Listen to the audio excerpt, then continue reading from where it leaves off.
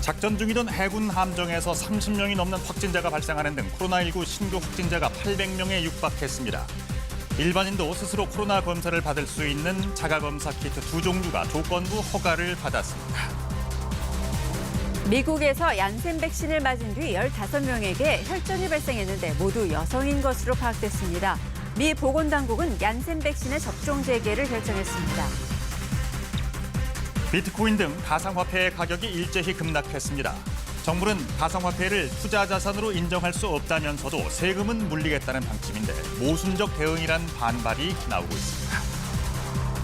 여권 내에서 종합부동산세 완화 등 세제 개편을 두고 논쟁이 거세지고 있습니다.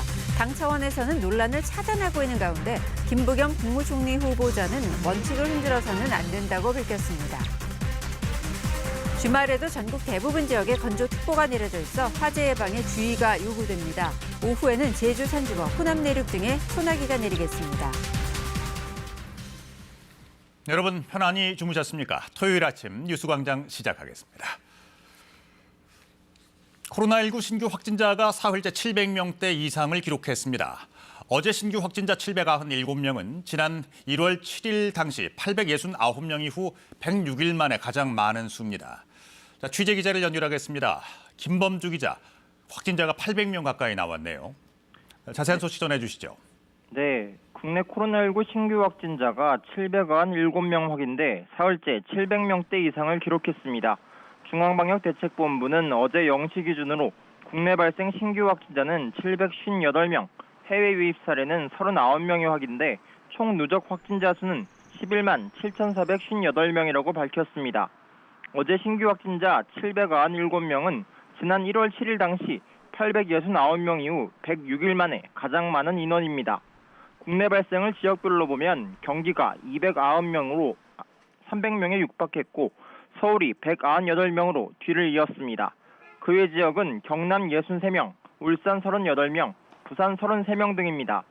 위중증 환자는 2명이 늘어 127명이 됐고 사망자는 하루 새 3명이 늘어 코로나19로 인한 누적 사망자는 1,811명, 치명률은 1.54%입니다. 자, 그러면 백신 접종 상황은 지금 어떻습니까? 네, 국내 코로나19 백신 1차 접종자가 하루 새 13만 615명 늘어 현재까지 누적 203만 명 이상이 1차 접종을 했습니다. 코로나19 예방접종 대응 추진단은 어제 0시 기준 신규 1차 접종자는 13만 615명으로 총 203만 5,549명이 1차 접종을 받았다고 밝혔습니다. 이 가운데 아스트라제네카 백신 접종자가 119만 4,718명, 화이자 백신 접종자가 84만 831명입니다. 그제부터는 일반 75세 이상 고령층을 대상으로 하는 화이자 2차 접종이 시작된 가운데 하루 새 2차 접종자는 18,528명 늘어 총 79,151명이 2차 접종까지 마쳤습니다. 접종 후 이상 반응으로 의심돼 신고된 사례는 어제 0시 기준 279건 늘어 총 13,011건으로 집계됐습니다.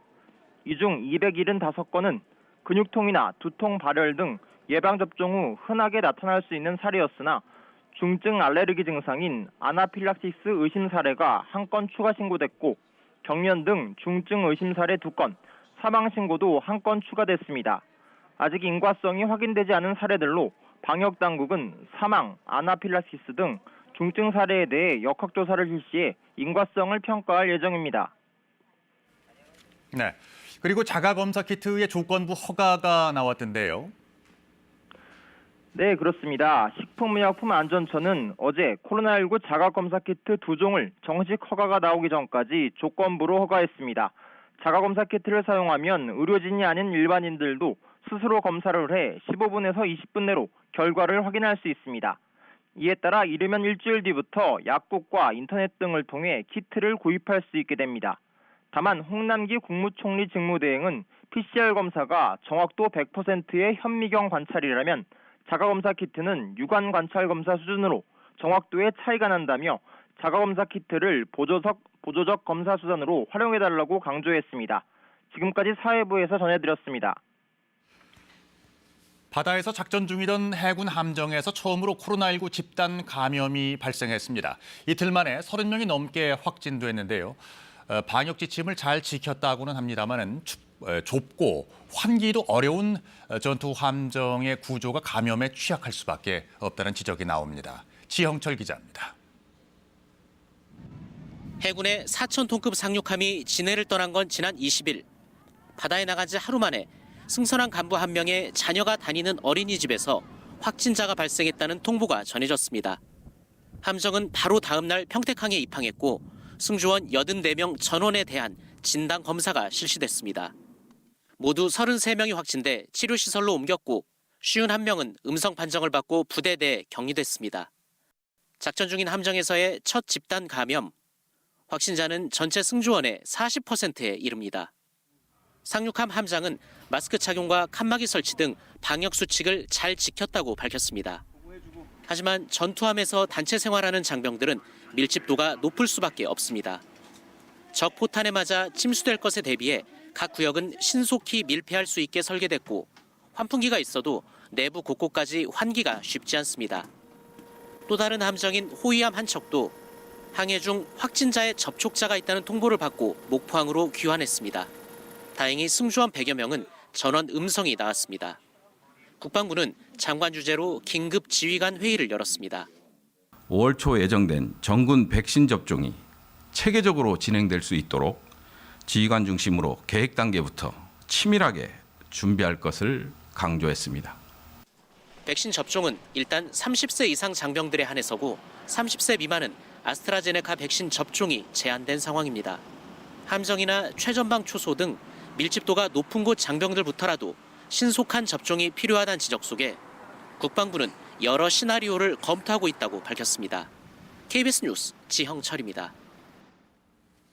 미국 보건당국이 혈전 논란에 휩싸인 얀센 백신의 사용을 재개하기로 결정했습니다.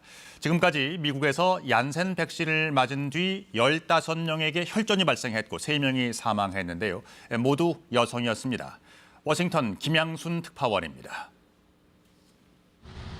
혈전 논란을 빚어 미국에서 사용이 중단된 얀센 코로나19 백신에 대해 미국 질병통제예방센터 CDC가 접종 재개를 결정했습니다. 미 보건당국은 얀센 백신에 혈전 우려에 대한 경고장을 부착하고 백신 접종 뒤 혈소판 감소나 혈전 증상이 일어나면 조기에 치료할 수 있도록 하자는 데 자문단이 동의했다고 밝혔습니다. 현재까지 미국에서 얀센 백신으로 혈전이 발생한 사람은 모두 15명, 모두 여성으로 이 가운데 3명이 사망했습니다. All these 15 cases were in females, and 13 of the 15 were in the 18 to 49-year-old age group, the remaining two 50 plus. 얀센 백신 논란으로 미국에서는 백신 접종 취소가 잇따르며 백신 접종 속도가 다소 둔화된 모습입니다. We are entering a new phase where it is more challenging. We have less of a supply issue. We have more of a it's incumbent upon us to reach people and meet them where they are. So that's the bigger challenge in terms of the numbers at this point in time. 백신 접종을 독려하며 미 CDC는 임신한 사람도 백신을 맞을 것을 권고하고 나섰습니다. Importantly, no safety concerns were observed for people vaccinated in the third trimester or safety concerns for their babies. As such, CDC recommends that pregnant people receive the COVID-19 vaccine. 미 보건당국은 얀센 백신을 맞아 생긴 부작용보다 접종에 따른 이익이 더 크다고 판단했습니다. 다만 백신 접종 1, 2주 뒤에 증상이 시작되었고 대부분 여성이라는 보고가 있는 만큼 해당 집단은 예후를 각별히 유의해야 한다고 전했습니다. 워싱턴에서 KBS 뉴스 김양순입니다. 경기 부천의 한 노인주간 보호센터에서 40명이 넘는 확진자가 발생했습니다. 이 중 상당수가 이미 백신 1차 접종을 마친 상태였는데요. 방역당국은 항체가 형성되기 전에 방역수칙 준수가 느슨해지면서 감염이 확산된 것으로 보고 있습니다. 장혁진 기자입니다. 부천 상동의 노인주간보호센터에서 80대 노인 이용자가 첫 확진 판정을 받은 건 지난 21일. 접촉했던 이용자와 종사자들을 검사한 결과 40명 넘는 확진자가 발생했습니다. 이 중 상당수가 코로나19 백신 1차 접종을 마친 상태였습니다. 지난주 정기 전수검사에서는 이용자와 종사자 50여 명 전원이 음성이었습니다. 닷새 뒤 센터에서 이용자 30명과 종사자 5명이 화이자 백신을 맞았습니다. 집단 감염이 확인된 건 바로 이틀 뒤입니다. 방역당국은 90% 이상의 예방 효과가 나타나려면 적어도 2주가 지나야 한다고 보고 있습니다. 예방접종 이후에 충분한 항체형성기 이전에 2주간의 항체형성기 이전에 감염이 확산된 것으로 이렇게 판단하고 있습니다. 센터에 설치된 CCTV 확인 결과 이용자와 종사자들이 실내에서 마스크를 제대로 쓰지 않은 것으로 파악됐습니다. 백신 접종이 시작되면서 감염 관리가 취약해졌을 가능성이 있는 겁니다. 접종을 하고 2 내지 3주 동안은 상당히 주의를 해야 됩니다. 마스크를 벗는다든지 사람하고 접촉량을 늘린다든지 이런 행동을 하면 안 되는 거죠. 센터 이용자의 가족과 지인 등 10명도 확진 판정을 받았습니다. 경기 부천시는 치매를 앓는 센터 이용자 1명이 양성 판정을 받은 뒤 주민들을 만난 것을 확인하고 역학조사를 벌이고 있습니다. KBS 뉴스 장혁진입니다. 신속한 선제검사와 함께 방역의 또 한 축을 이루는 백신 접종. 이제 200만 명을 넘겼습니다. 접종률이 높아질수록 위중증 환자 발생 비율과 치명률도 수그러들고 있는데요. 접종의 속도를 더 내기 위해선 백신에 대한 신뢰를 높이는 것도 관건입니다. 양민철 기자의 보도입니다. 어제 0시 기준 코로나19 백신 1차 접종을 맞은 사람은 203만여 명, 접종 개시 56일 만에 인구의 4%를 넘겼습니다. 집단 감염지였던 요양병원, 시설의 경우 누적 접종률이 70%를 넘기며 위중증 환자와 사망자 비율이 점차 줄었습니다. 시설에 입소해 있는 어르신들과 종사자들이 접종에 참여해주고 계신 덕분입니다. 집단 감염의 규모가 크게 줄어들었고 이로 인해 코로나19 바이러스의 치명률도 감소한 것으로 판단하고 있습니다. 다음 주부터는 경찰과 소방 등 사회 필수 인력이 대상에 포함되는 등 하루 평균 15만 명 이상씩 접종해 나간다는 게 정부 계획입니다. 백신은 현재 387만여 회분이 도입됐고 상반기까지 1,420여만 회분을 순차적으로 도입할 예정입니다. 그러나 백신에 대한 사회적 불안감은 속도전을 내는데 걸림돌입니다. 전문가들은 신속한 정보 공개와 보상으로 접종의 신뢰성을 높이는 게 가장 중요하다고 강조합니다. 위험에 대해서 정부가 공지를 해주고 또 이번처럼 어떤 사례 사지마비라든지 그 뇌출혈이 있는 경우에는 즉각적인 보상 체계나 검사에 대한 지원을 해주신다면은. 한편 아스트라제네카 백신 접종 뒤 사지마비 증상이 나타난 간호조무사 등 중증 이상 반응 사례에 대해 피해 조사 심의가 열렸습니다. 백신과의 인과성 여부는 다음 주 초 발표되며 보상 여부는 이르면 다음 달 중 논의됩니다. KBS 뉴스 양민철입니다. 일본에서 코로나19 감염이 다시 급증하면서 도쿄와 오사카 등 4개 지역에 긴급 사태를 재발령했습니다. 다음 주부터 시작되는 황금 연휴 기간에 코로나19 감염 확산을 막지 않으면 석 달밖에 남지 않은 도쿄올림픽 개최도 장담할 수 없다는 판단이 작용한 것으로 보입니다. 도쿄에서 박원기 특파원의 보도입니다. 일본 정부가 코로나19 감염이 다시 급증하고 있는 도쿄도와 오사카부, 교토부와 효고현 등 4곳에 대해 긴급 사태를 다시 선포했습니다. 이번이 3번째로 도쿄의 경우 2번째 긴급 사태가 해제된 지 불과 한 달 만에 이뤄지는 조치입니다. 緊急事態宣言の発出を決定をいたしました。期間は4月25日から5月11日までであります。 지난번 음식점 영업시간 제한 조치에서 한 발 더 나아가 이번엔 술을 제공하는 음식점에 아예 휴업을 요청하기로 했습니다. 기간은 4월 25일부터 5월 11일까지로 주말과 공휴일이 대거 몰려있는 이른바 황금 연휴가 포함됐습니다. 날씨가 따뜻해지면서 늘어나고 있는 유동인구를 못 줄이면 감염 폭증 위기가 오면서 올림픽 개최도 물 건너 갈 수 있다는 판단이 작용한 것으로 보입니다. 도쿄의 대표 번화가인 아사쿠사 인근 상점가입니다. 평일 낮인데도 이렇게 많은 사람들로 붐비고 있습니다. 이런 상황에서도 스가 총리는 도쿄올림픽을 예정대로 열고 싶다는 뜻을 재차 밝혔습니다. 긴급사태 발령과 올림픽 개최는 무관하다는 토마스 바흐 IOC 위원장의 말에 맞장구를 친 셈입니다. 하지만 준비는 여전히 산 넘어 산입니다.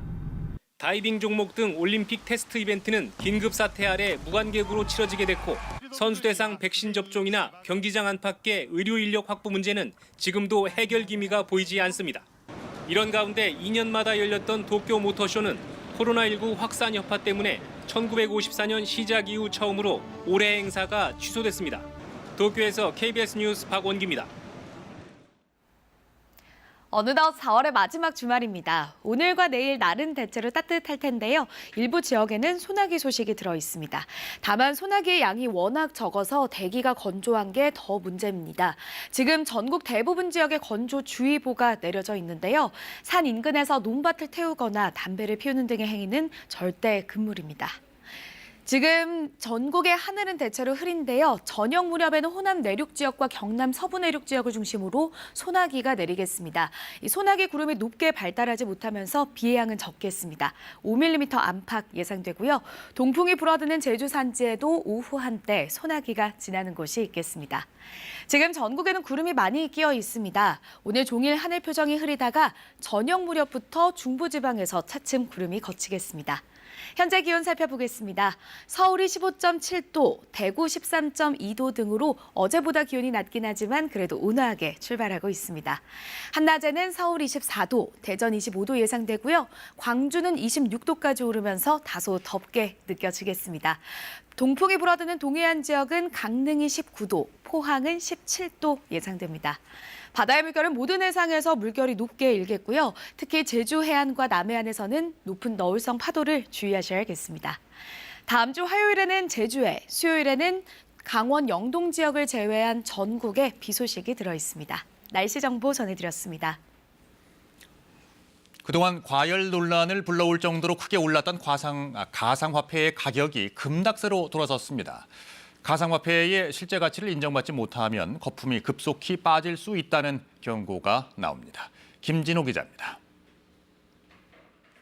가상화폐 가격은 종류를 가리지 않고 일제히 하향 곡선을 그렸습니다. 대표 상품인 비트코인은 하루 새 15% 가까이 떨어지면서 한 개 가격이 6천만 원 밑으로 내려갔습니다. 불과 일주일 전 8천만 원을 넘었다가 단숨에 5천만 원대까지 밀렸습니다. 최근에 가격 급등 부담에다 국내외에서 들려온 부정적인 소식이 영향을 미쳤습니다. 우선 미국 정부가 가상화폐 가세 기준인 자본이득세 세율을 올릴 것이란 외신 보도가 나왔고 국내에선 투자자를 보호할 수 없다는 금융위원장의 경고까지 더해졌습니다. 국내 가상화폐 가격 하락폭이 더 커지면서 두 자릿수였던 이른바 김치 프리미엄도 한 자릿수로 줄었습니다. 합의를 통해서 결국 받아들여지지 않는다는, 돈으로 받아들여지지 않는다는 것이 확인이 되는 순간 버블은 급속히 빠질 수도 있는 상황입니다. 투자 열기는 여전합니다. 국내 가상화폐 시장의 하루 거래 대금은 주식시장과 비슷한 수준을 유지하고 있습니다. 최근에 거래 좀 안 했다가 사놓은 게 있는데 사고 팔고 해야 될 것 같아서 미리 연습 좀 할 겸 거래소 사고 파는 것 좀 연습하고 그러면 한번 잠깐 나왔습니다. 가상화폐 가치가 며칠 사이 크게 요동치면서 관련 인터넷 게시판에는 가격 하락 원인과 향후 장세를 묻는 20, 30대 투자자들의 문의가 이어지고 있습니다. KBS 뉴스 김진호입니다. 가상화폐를 바라보는 정부의 입장은 분명합니다. 실제 가치가 없어서 투자 자산으로 인정하지 못하겠다는 것인데요. 그런데도 가상화폐 거래 이익에 대해서는 세금을 물리겠다고 해서 논란이 일고 있습니다. 계속해서 서영민 기자입니다. 3년 전 당시 박상기 법무부 장관은 가상화폐에 대한 강력한 압박책을 제시했습니다. 가상화폐 거래를 금지하는 법안을 준비 중에 있습니다. 거래소 폐쇄까지도 목표로 하고 있습니다. 은성수 금융위원장도 하반기에 가상화폐 거래소 대부분이 문 닫을 수 있고 투자자 보호도 못 해준다고 경고했습니다. 거래소가 폐쇄될 위험이 있으니까 본인 책임을 확인해 주십시오. 우리가 그걸 다 보호해야 될 대상이냐는 부분에서는 좀 생각이 다르고요. 거래를 옥죄는 조치도 속속 도입됩니다. 금융위와 경찰청 등이 당장 이번 달부터 석 달 동안 시세 조작과 자금 세탁을 단속합니다. 9월부터는 거래소 입출금 계좌에 대한 실명 확인이 의무화되고 내년부터는 250만 원이 넘는 이익에 대해 세금도 부과합니다. 그러나 단속하고 과세하겠다면서도 가상화폐 거래를 제도화하는 건 곤란하다는 게 정부 입장입니다. 모순 아니냐는 반발이 나옵니다. 이용자 보호를 안 하면서 단속을 하고요. 위법자이고 합법자이고 탈법을 10년 이상 방치하는 국가가 세상에 어디 있어요? 정부 공인을 받으면 투기적 거래가 오히려 늘면서 금융시장의 변동성이 커진다는 게 이유지만 이제 최소한의 제도가 필요한 때라는 의견도 적지 않습니다. 경제적 실질은 존재하고 다양한 범위에서 활용하게 되는 것은 분명한데 정확한 판단을 내릴 수 있는 환경을 만들어주는 것 자체는 필요하다고 볼 수 있습니다. 가상화폐를 투자 자산으로 인정하기 어려운 상황에서 규제의 사각지대를 방치만 할 수도 없는 정부 고민이 깊어지고 있습니다. KBS 뉴스 서영민입니다. 재보선 패배 뒤에 여당에서는 민심 수습을 위해서 부동산 세금 완화 주장이 나왔는데요. 하지만 다시 논란을 차단하는 분위기로 이어지고 있습니다.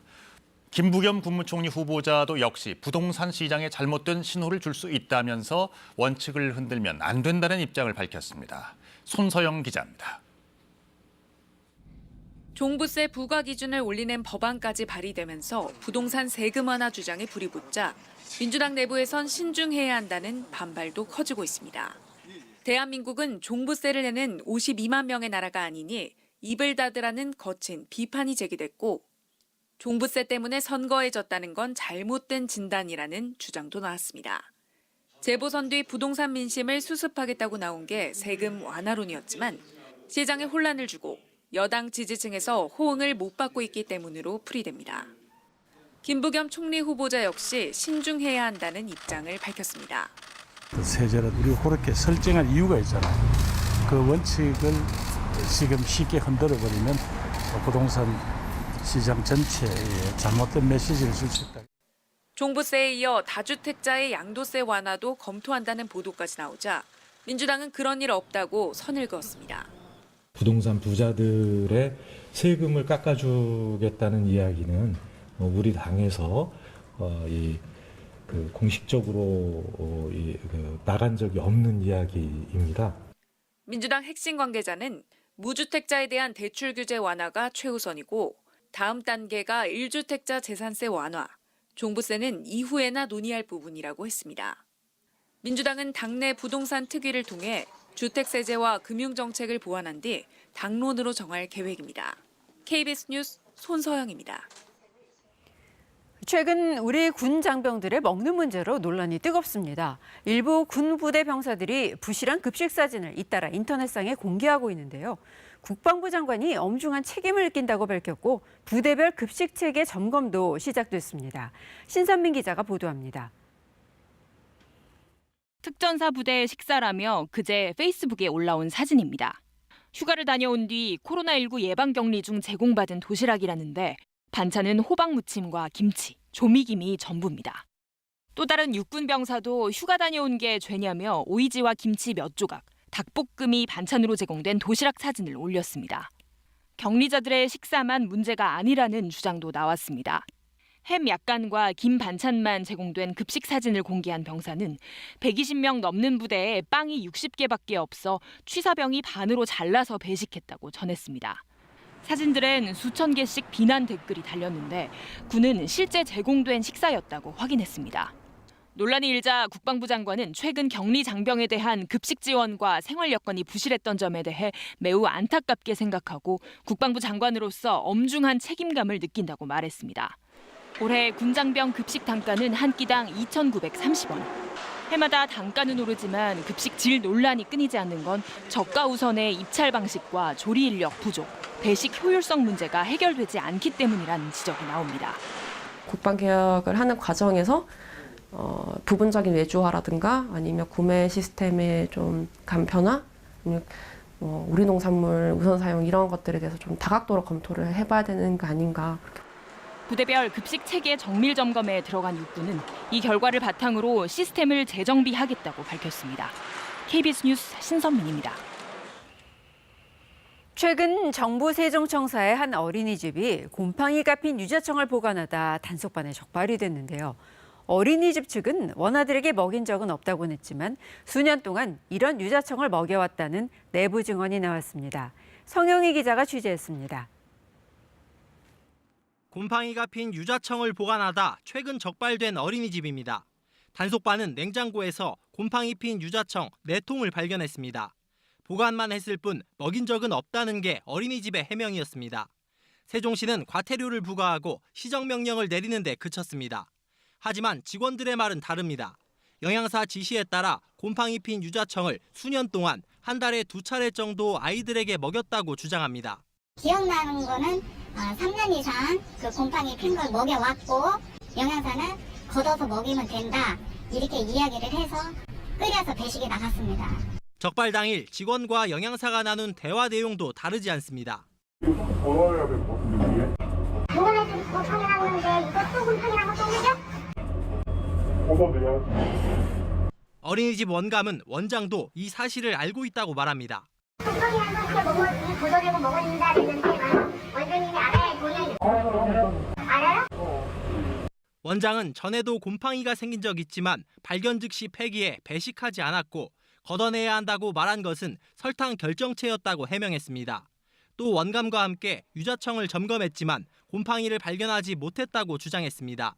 직원들과 원장의 주장이 엇갈리는 상황. 정확한 사실관계 파악이 필요하지만 세종시는 아동학대 사건이 아니라 CCTV 등을 확인할 권한이 없다며 추가 조사가 어렵다고 밝혔습니다. KBS 뉴스 성룡입니다. 중국 선박이 공해상에 담배 상자를 던져놓으면 배를 이용해 건져 국내로 불법 반입한 일당이 적발됐습니다. 해경이 압수한 담배양이 3만 1,000여 보루, 8억 원어치에 이릅니다. 조선우 기자입니다. 바다 위에 둥둥 떠 있는 흰 종이 더미. 비닐 포장을 뜯어보니 중국 담배가 가득 들어 있습니다. 현재 미확인 물체에 담배로 확인된. 해경이 압수한 담배의 양은 3만 1,000여 보루, 시가론 8억 원에 달합니다. 중국 선박이 공해상에 담배 상자를 던져놓고 가면 국내 선박이 이를 건져 인적이 드문 항포구를 통해 불법으로 들여오는 수법을 썼습니다. 코로나19로 해외 왕래가 사실상 막히면서 중국 담배를 구하기가 어려워지자 불법으로 들여오는 겁니다. 공급이 되면은 그걸로 피는데 지금 아예 안 다니니까 중국 사람들이 중국 담배를 필 수가 없지 않습니까? 그래서 이런 해상 부선 밀수가 지금 흥행하고 있습니다.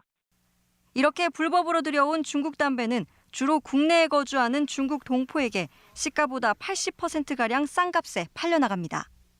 세관과 군 등 관계인과장과 지금 공조를 해서 유통 조직망을 끝까지 추적해서 검거하고자 할 예정이 있습니다. 군산해경은 이른바 던지기 수법을 통해 다량의 중국산 담배를 국내로 밀수한 혐의로 40대 운반책 등 4명을 입건하고 이들의 총책을 쫓고 있습니다. KBS 뉴스 조선우입니다. 한국도로공사 연결해서 주말 아침 교통 상황 알아보겠습니다. 이번 주말에도 봄 기운이 가득하겠습니다. 오늘 서울의 한낮 최고 기온 24도가 예상되는데요. 나들이 계획 세우셨다면 혼잡 수준의 정체 감안하셔야겠습니다. 한편 경남과 전남 일부 지역에는 소나기 소식도 들어있으니까요. 이 지역 이동 계획 있으시다면 안전운전에 유의하셔야겠습니다.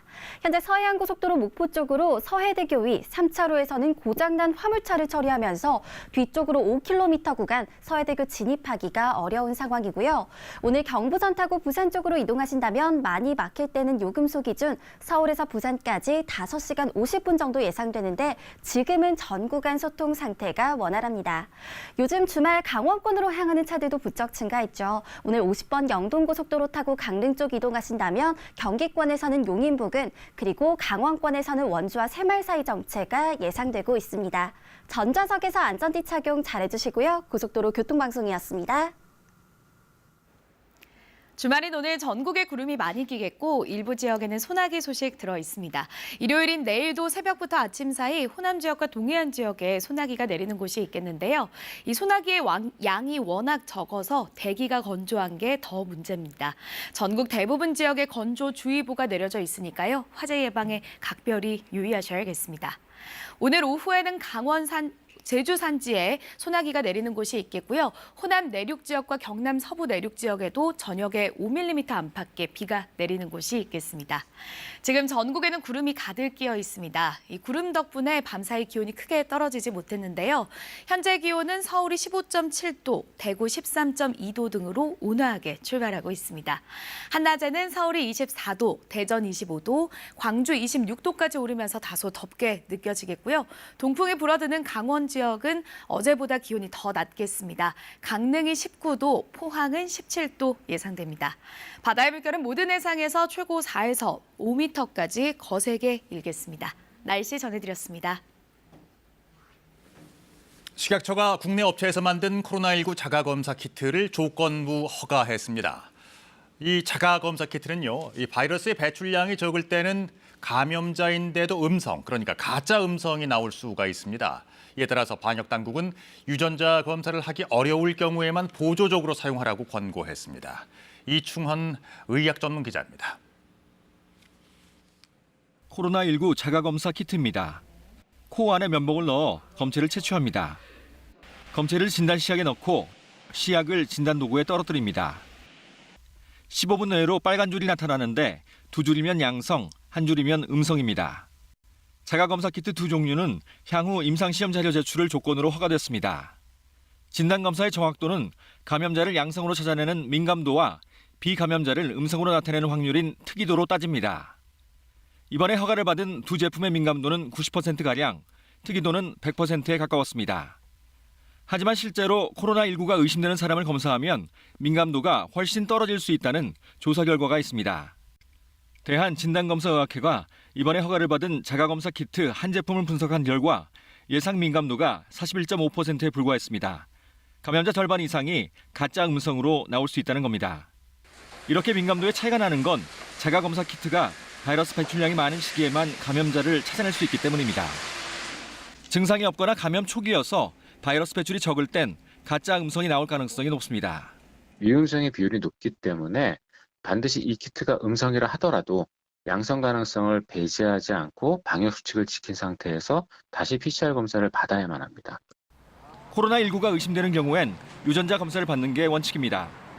방역 당국도 증상이 있는 사람 중 유전자 검사를 하기 어려운 경우에만 보조적으로 자가 검사 키트를 사용하라고 권고했습니다. KBS 뉴스 이충헌입니다.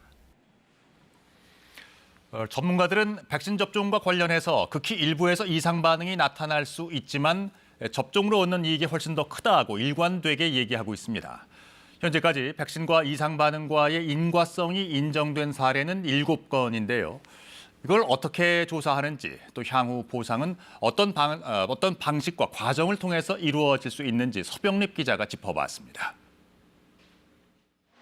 코로나19 예방접종 후 이상 반응이 의심돼 신고한 사례는 지금까지 13,000여 건입니다. 대부분인 98%는 근육통과 발열, 메스꺼움 등 접종 후 흔히 나타날 수 있는 증상이었습니다. 평가에 들어간 77건 가운데 백신과의 인과성을 인정받은 건 7건, 아나필락시스 사례가 5건, 중증 이상 반응이 2건입니다. 심각한 이상 반응이 신고되면 지자체 신속 대응반이 1차 조사를 벌입니다. 이후 질병청 예방접종 피해조사반이 나서는데 매주 금요일 백신과의 인과성 여부를 심사합니다. 증상이 우리가 알고 있는 백신의 이상 반응과 유사한가, 그다음에 가능성이 있는가가 첫 번째고요. 두 번째로는 설명할 수 있는 다른 명백한 요인이 있지 않은가가 두 번째예요. 결과는 5단계로 나뉘며 상위 3단계까지 인과성이 있다고 판단합니다. 인과성을 인정받더라도 보상을 받으려면 보건소에 다시 신청을 해야 합니다.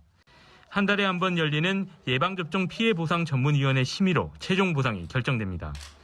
신청부터 보상까지 최장 120일이 소요되기 때문에 방역당국은 우선 재난적 의료비 등 기존 복지제도와 연계해 필요한 경우 긴급 지원을 해나간다는 방침입니다.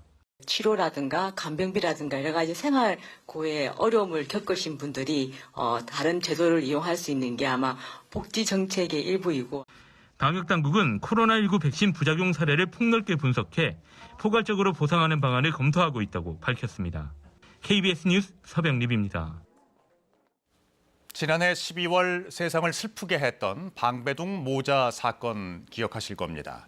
지적장애가 있는 30대 아들이 엄마의 죽음을 알리지 못하고 노숙을 하다가 구조되면서 알려진 일이었죠. 사건 발생 후 5개월, 아들 최용준 씨는 장애인 등록을 하고 복지제도에 편입이 돼가고 있습니다만은 1년 후면 또다시 살 곳을 걱정해야 합니다. 최 씨의 자립기 100일을 동행 취재하면서 취약계층의 복지제도에 대한 문제점들을 짚어보았습니다. 홍혜림 기자입니다. 뇌졸중을 앓던 엄마가 쓰러지고 용준 씨는 어떻게 해야 할지 몰랐습니다. 도와달라고 하려고 갔어요. 진짜 치료비 낼 돈이 너무 없어서 신고는 전혀 못했습니다. 모자가 12년 동안 살았던 집, 가스, 전기, 수도, 엄마가 손글씨로 남긴 빈곤의 벽이 있었습니다. 엄마가 숨지기 전 넉 달간 한 달 평균 수입 36만 3천 원, 지출은 36만 2천 원이었습니다. 생계, 의료, 주거, 교육, 4가지 기초생활급여 중 모자는 주거급여만 받았습니다.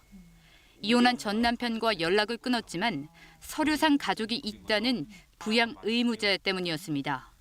사건 이후 생계급여의 부양 의무제는 조건부 폐지됐고 최용준 씨는 장애인 등록을 마치고 복지제도 안으로 들어왔습니다. 용준 씨, 오늘 뭐 좋은 소식 있다면서요? 예, 좋은 소식이 있어요. 어떤 거예요? 복지카드 받은 거요. 복지카드 최용준 841 장애 정도 중증. 장애인 의료급여로 태어나서 처음 치과 진료도 받았습니다. 용준 씨는 세상에 홀로 설 준비를 합니다. 엄마, 하늘에 계신 엄마, 하늘에 계신 엄마, 용준이가 이렇게 건강하게 돌아왔어요. 가슴도 좀 안 아프게 해주세요. 내가 지금 가슴이 조금 아파요, 갑자기. 하지만 살 곳 구하기가 만만치 않습니다. 연구인대가 대한민국에서 제일 취약한 분들끼리 다 피터지게 연구하는 유형이에요. 몇 년 뒤에 들어갈지 장담 못하는 거예요. 1984년생 지적장애인 한부모 가정. 용준 씨와 사는 곳만 다른 스웨덴의 올레 씨. 월급과 정부 보조금으로 아파트를 얻어 자립했습니다. Jag har en förvaltare till mig privat och hjälper mig med städning och lite annat så här. 전 계층을 포괄하는 보편적 복지 토대 위에 저소득층을 위한 주택 보조금 등 선별적 복지 정책이 공존합니다. 올해 우리나라 복지 관련 예산은 199조 원. 하지만 기초생활보장제도 등 취약계층 지원에 투입되는 예산은 전체의 10%에 불과합니다. 빈부격차, 불평등 사회, 사회적 약자 이렇게 얘기하는데 복지만 보면 특히 복지에서는 그러해야 되는데 가난한 사람들의 복지는 정체되어 있어요. KBS 취재 100일째인 지난 12일 용준 씨는 1년 거주만 가능한 발달장애인 자립주택에 입소했습니다. 1년 뒤 거처는 아직 구하지 못했습니다. KBS 뉴스 홍혜림입니다. 전봇대 위에 걸린 고압전선을 교체하고 설비를 고치는 분들이 바로 배전 노동자들입니다. 주민들 불편이 없도록 전기를 끊지 않은 상태에서 일을 하는데 감전 위험을 줄이려고 3년 전부터 도입한 장비가 오히려 배전 노동자들의 건강을 위협하고 있다고 합니다. 어찌된 일인지 허여진 기자가 취재했습니다. 도로 건설을 위해 전봇대를 옮기는 날, 배전 노동자들이 차량 작업대에 올라 전선으로 다가갑니다. 가장 먼저 해야 할 일은 전선의 피복 벗기기. 전기가 끊기지 않게 우회 전선을 연결해야 하기 때문입니다. 모든 작업은 긴 막대 모양의 스마트 스틱으로 해야 합니다. 감전 사고를 막기 위해 지난 2017년 한전이 도입한 겁니다. 작업 단계마다 일일이 스틱 끝에 공구를 바꿔 끼워야 하는데 스틱 종류만 4가지, 공구도 13가지나 됩니다. 이거 저 해봐. 헛돌아. 길이 2m, 무게 5에서 6kg. 무겁고 긴 스마트 스틱을 들고 일하는 건 여간 고역이 아닙니다. 안 보여. 들어갔어? 한번 작업에 들어가면 1시간 넘게 벌을 서듯 스마트 스틱을 들고 있기 일쑤입니다. 손으로 직접 작업을 했을 때 1시간이라면 스틱으로 했을 때는 한 1시간 반 정도 그 이상 걸릴 수도 있고. 20여 년 동안 배전 노동자로 일해온 신진규 씨. 스마트 스틱을 쓴 지 3년 만에 갑자기 오른손에 마비가 왔습니다. 결국 목 디스크 판정을 받고 수술까지 받아야 했습니다. 재활 치료를 하고 있지만 아직 젓가락질도 힘겹습니다. 무거운 스틱을 들고 목을 젖히거나 꺾은 채로 일하는 작업 방식이 부른 산재라고 근로복지공단도 인정했습니다.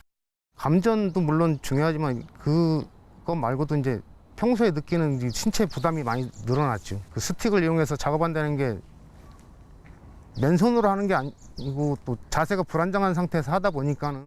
스마트 스틱이 도입된 2017년 이후 신 씨처럼 디스크나 어깨 근육 파열 등으로 산재 승인을 받은 배전 노동자는 모두 58명. 병원 치료를 받은 노동자는 2019년 한 해 동안에만 620명이 넘습니다. KBS 뉴스 허유진입니다. 이 방금 보신 스마트 스틱이라는 낯선 도구, 쓰임새나 도입 과정이 이름처럼 그렇게 스마트해 보이지는 않습니다. 이 도구가 얼마나 몸에 부담을 주는지 실험해 봤는데요. 해법도 함께 생각해 보죠. 김준검 기자입니다. 스마트 스틱 도입 전에는 고압 전선을 손으로 만져야 했습니다. 이제 그럴 일은 없는 만큼 감전 위험은 줄었습니다. 문제는 스틱의 무게입니다. 이 스마트 스틱이라는 도구 워낙 생소해서 감이 잘 안 오실 겁니다. 그래서 이렇게 한번 비교해 보죠. 이 야외 파라솔 무게가 6kg 정도인데 이걸 이렇게 머리 위로 들고서 최소 1시간 정도 일한다고 생각해 보시죠. 그리고 이 당구 큐대 같은 경우는 최소한 10개를 머리 위로 들고 일하는 것과 비슷한 무게입니다. 특히나 한쪽 끝을 쥐고서 이렇게 반대쪽 끝을 계속 올려다보는 자세를 유지해야 합니다.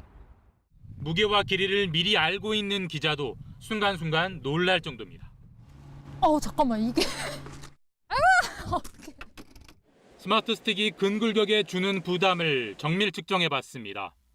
6kg의 무게 가운데 4 내지 5kg 정도가 막대 끝에 쏠립니다. 반대쪽 끝에 노동자에게 극대화된 부하가 걸리는 구조입니다. 2리터짜리 물병에 2개 정도를 달고 그걸 조작을 해야 되는 겁니다. 팔꿈치나 팔에 3배에서 4배 정도 더 많은 힘이 들어가게 됩니다. 정확한 실태 조사 없이 우리 체형에 맞지 않는 외국 장비를 무작정 들여왔다는 게 대전 노동자들의 주장입니다. 개선 요구가 빗발치자 한전은 스마트 스틱을 더 가볍게 만들기로 했습니다. 실태 조사도 약속했습니다. 그런데 더 근본적으로 스마트 스틱을 왜 써야 할까요? 고압 전기를 끊지 않고 작업을 해야 하기 때문입니다. 전기를 끊고 작업하는 걸 원칙으로 한 규정은 있지만 사실상 사문화된 현실입니다. 정전으로 인한 시민들의 피해와 불편도 감안해야 합니다. 그러나 매년 배전 노동자 수백 명의 목과 어깨가 망가지고 있습니다. 전기 이용의 편의성, 전기 노동의 위험성, 그 사이에 절충점을 함께 찾아야 할 때입니다. KBS 뉴스 김준범입니다. 4차 산업혁명의 필수 소재가 되는 히토류를 놓고 미국과 중국 등에서 자원 분쟁이 일고 있습니다. 이런 가운데 국내 연구진이 이 히토류를 대체하는 소재 개발의 가능성을 제시해 눈길을 끌고 있습니다. 보도에 박영화 기자입니다.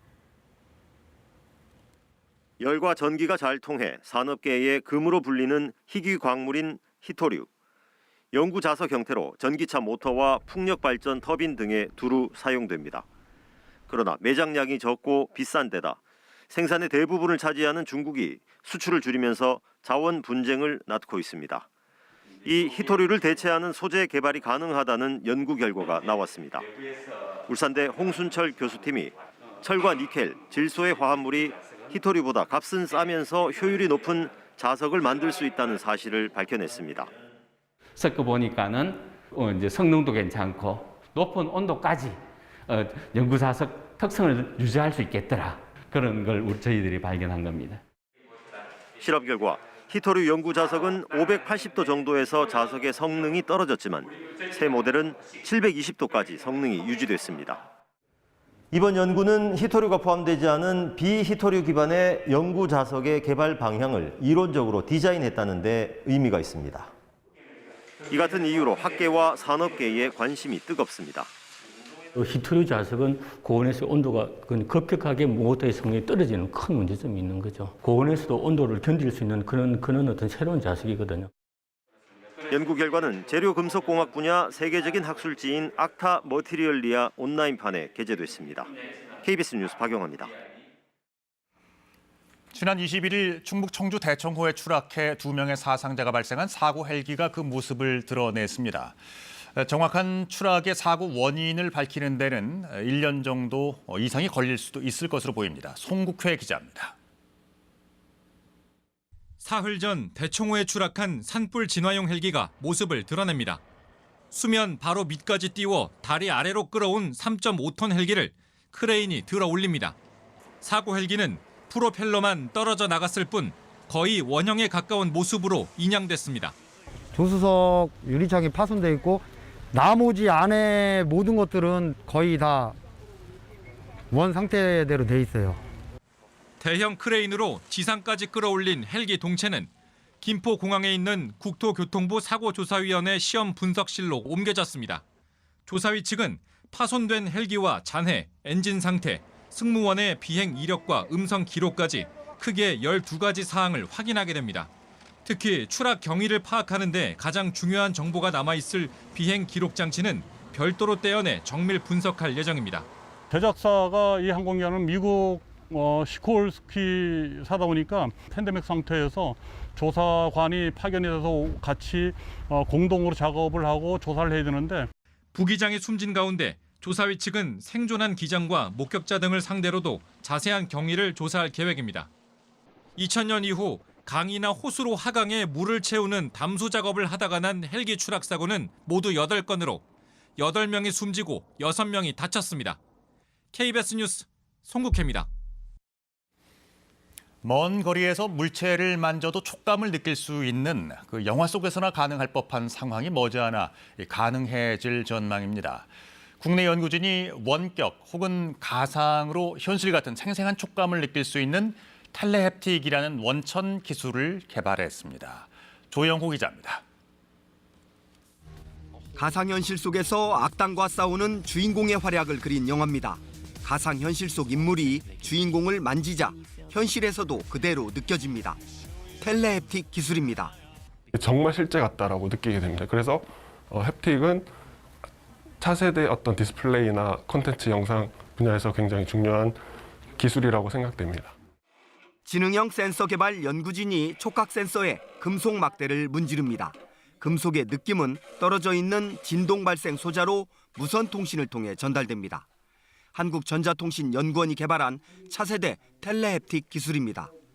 연구진은 이 텔레헵틱 기술로 15m 떨어진 곳에서도 금속이나 플라스틱, 고무의 촉감과 질감을 느끼는 데 성공했습니다. 3차원 가상 게임이나 장애인 재활 등에 활용될 것으로 기대됩니다. 촉각 디스플레이를 훨씬 고도화 시켜가지고 시각장애인들한테 좀 도움이 될 수도 있지 않겠나 그렇게 기대를 하고 있습니다. 연구진은 앞으로 한국에 있는 애완견을 미국에서 쓰다듬으면 털의 부드러움까지 느낄 수 있는 기술 개발에도 도전하기로 했습니다. KBS 뉴스 조용입니다. 최근 가상화폐 광풍이 불면서 이 가상화폐를 재산 은닉 수단으로 악용하는 사례도 늘고 있습니다. 서울시가 자치단체 가운데 처음으로 고액 체납자 가운데 가상화폐 보유자를 찾아내 압류 조치를 했습니다. 오대성 기자입니다. 서울 강남에서 병원을 운영하는 40대 A씨. A씨는 2017년부터 지방소득세와 등록면허세 등 모두 21건, 액수로는 9억 9,700여만 원의 지방세를 체납하고 있었습니다. 그러다 최근 체납액의 절반 이상을 납부하고 나머지도 회사 예금 계좌를 납세 담보로 냈습니다.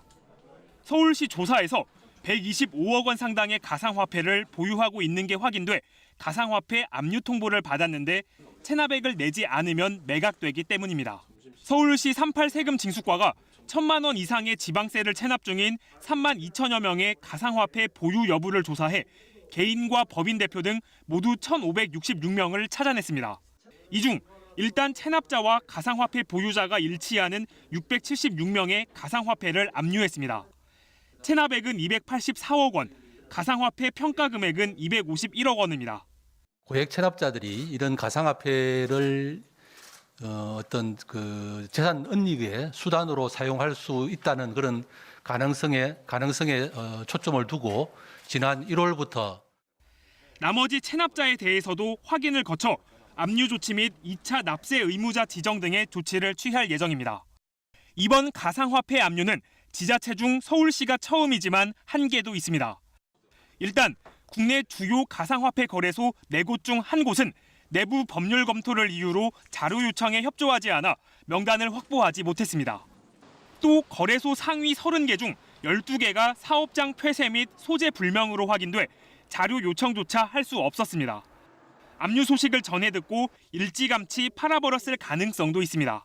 혹시나 체납자들이 미리 팔지 않을까 이런 걱정을 하면서 이 발표를 좀 미루어왔던 것도 사실입니다. 14개 업체에 대해서 자료 요청을 해둔 상태입니다. 거기서 자료가 오면은 즉시 압류하도록 그렇게 하겠습니다. 서울시는 압류 통보에도 세금 납부 의지가 없다고 판단되면 가상화폐를 바로 매각해 체납 세금에 충당하겠다고 밝혔습니다. KBS 뉴스 오대성입니다. 올해 들어 아프리카 돼지열병 ASF가 빠르게 남하하고 있습니다. 강원도의 경우 주요 발생지가 화천에서 춘천으로 내려오는가 하면 홍천에서도 아프리카 돼지열병이 발생했습니다. 이젠 수도권 남부가 비상입니다. 조유현 기자의 보도입니다. 강원도 홍천의 한 야산입니다. 이번 주에 아프리카 돼지열병에 감염된 야생 멧돼지 폐사체가 발견됐습니다. 보시는 것처럼 제 뒤쪽에는 출입 금지를 알리는 안전띠가 설치돼 있습니다. 그리고 폐사체를 묻은 자리에는 석회를 뿌려뒀습니다. 홍천에서 아프리카 돼지열병이 발생한 건 처음입니다. 인근 돼지 농장은 비상입니다. 굉장히 당황스럽죠. 걱정도 많이 되고 일단 한 마리가 발생이 됐으니까 또 연속적으로 나올 수 있는 확률이 높아진 거잖아요. 강원도에서 아프리카 돼지열병은 남하하고 있습니다. 지난해까지만 해도 강원도 내 ASF 최다 발생지는 영서 북부의 화천이었지만 최근 춘천에서 매달 2자릿수 확진이 이어지고 있습니다.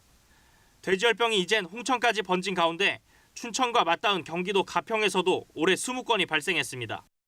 양도 밀집 지역에 접근하는 케이스가 되겠고요. 남산면 쪽은 바로 남쪽으로 내려가면 이제 여주 쪽이나 양평을 거친 바로 여주로 연결되기 때문에 방역 당국은 서두르고 있습니다. 울타리 지점으로 해가지고 2차 울타리는 철 계기고 또 농가가 이제 뭐 7농가나 방역대 안에 있다 보니까 그 농가에 대한 집중 방역을 추진할 겁니다. 방역 당국은 올해 상반기 안에 강원도 내 모든 돼지 농장에 울타리 등 방역 시설을 보강할 계획입니다. KBS 뉴스 조휘연입니다.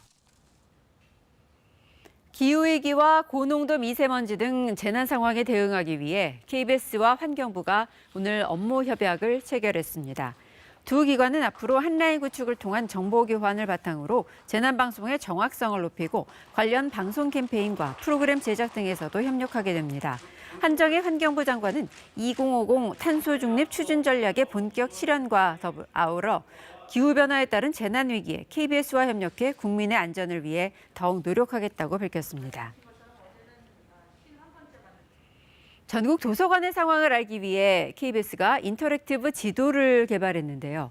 공공도서관 1000여 곳과 학교도서관 만여 곳의 정보를 집대성하고 위치정보 서비스를 결합했습니다. 정보 공개 청구를 병행해 확인해봤는데 규정된 사서 숫자 등 법적 기준을 지키지 않은 곳도 상당수 드러났습니다. 유지한 기자입니다. 제가 서 있는 이곳은 서울 영등포구 KBS 신관 앞입니다. 모바일에서 KBS가 개발한 도서관 인터랙티브 지도를 열고 현재 위치 정보 이용을 허용하시면요. 걸어서 약 15분 안에 갈 수 있는 공공도서관들이 화면상에 표시가 됩니다. 여기서는 여의색강 마을도서관이 가장 가깝습니다. 실제로 걸어봐도 약 15분쯤 걸립니다. 웹페이지에서도 이렇게 검색이 가능한데요. 전국 공공도서관 1,100여 곳, 초중고 학교도서관 약 12,000곳에 각종 정보가 총망라돼 있습니다. 도서관을 클릭해보면 이렇게 팝업 창이 생성되면서 각종 정보가 표출되는데요. 이 도서관의 경우 책이 얼마나 있는지, 또 그리고 책을 사는데 얼마를 썼는지 바로 알 수 있습니다. 위 데이터 등을 취합해 분석한 결과입니다. 공공도서관 1,100여 곳의 전체 예산, 1조 1,470억 원 중 책을 사는 데 쓴 예산은 10%도 안 되는데요.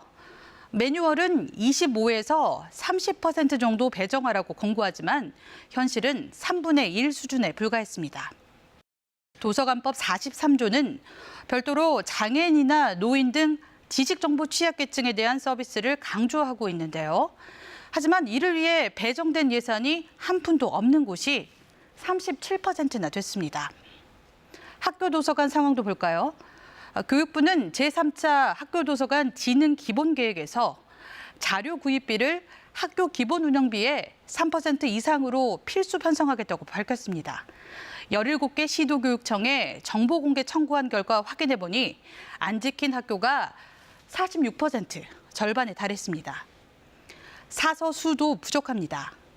국립공공도서관은 최소 사서 3명 이상을 배치해야 하지만 34%가 지키지 않았고 학교도 사서교사나 사서를 1명 이상 둬야 하지만 그렇지 않은 곳이 52%, 절반에 달했습니다.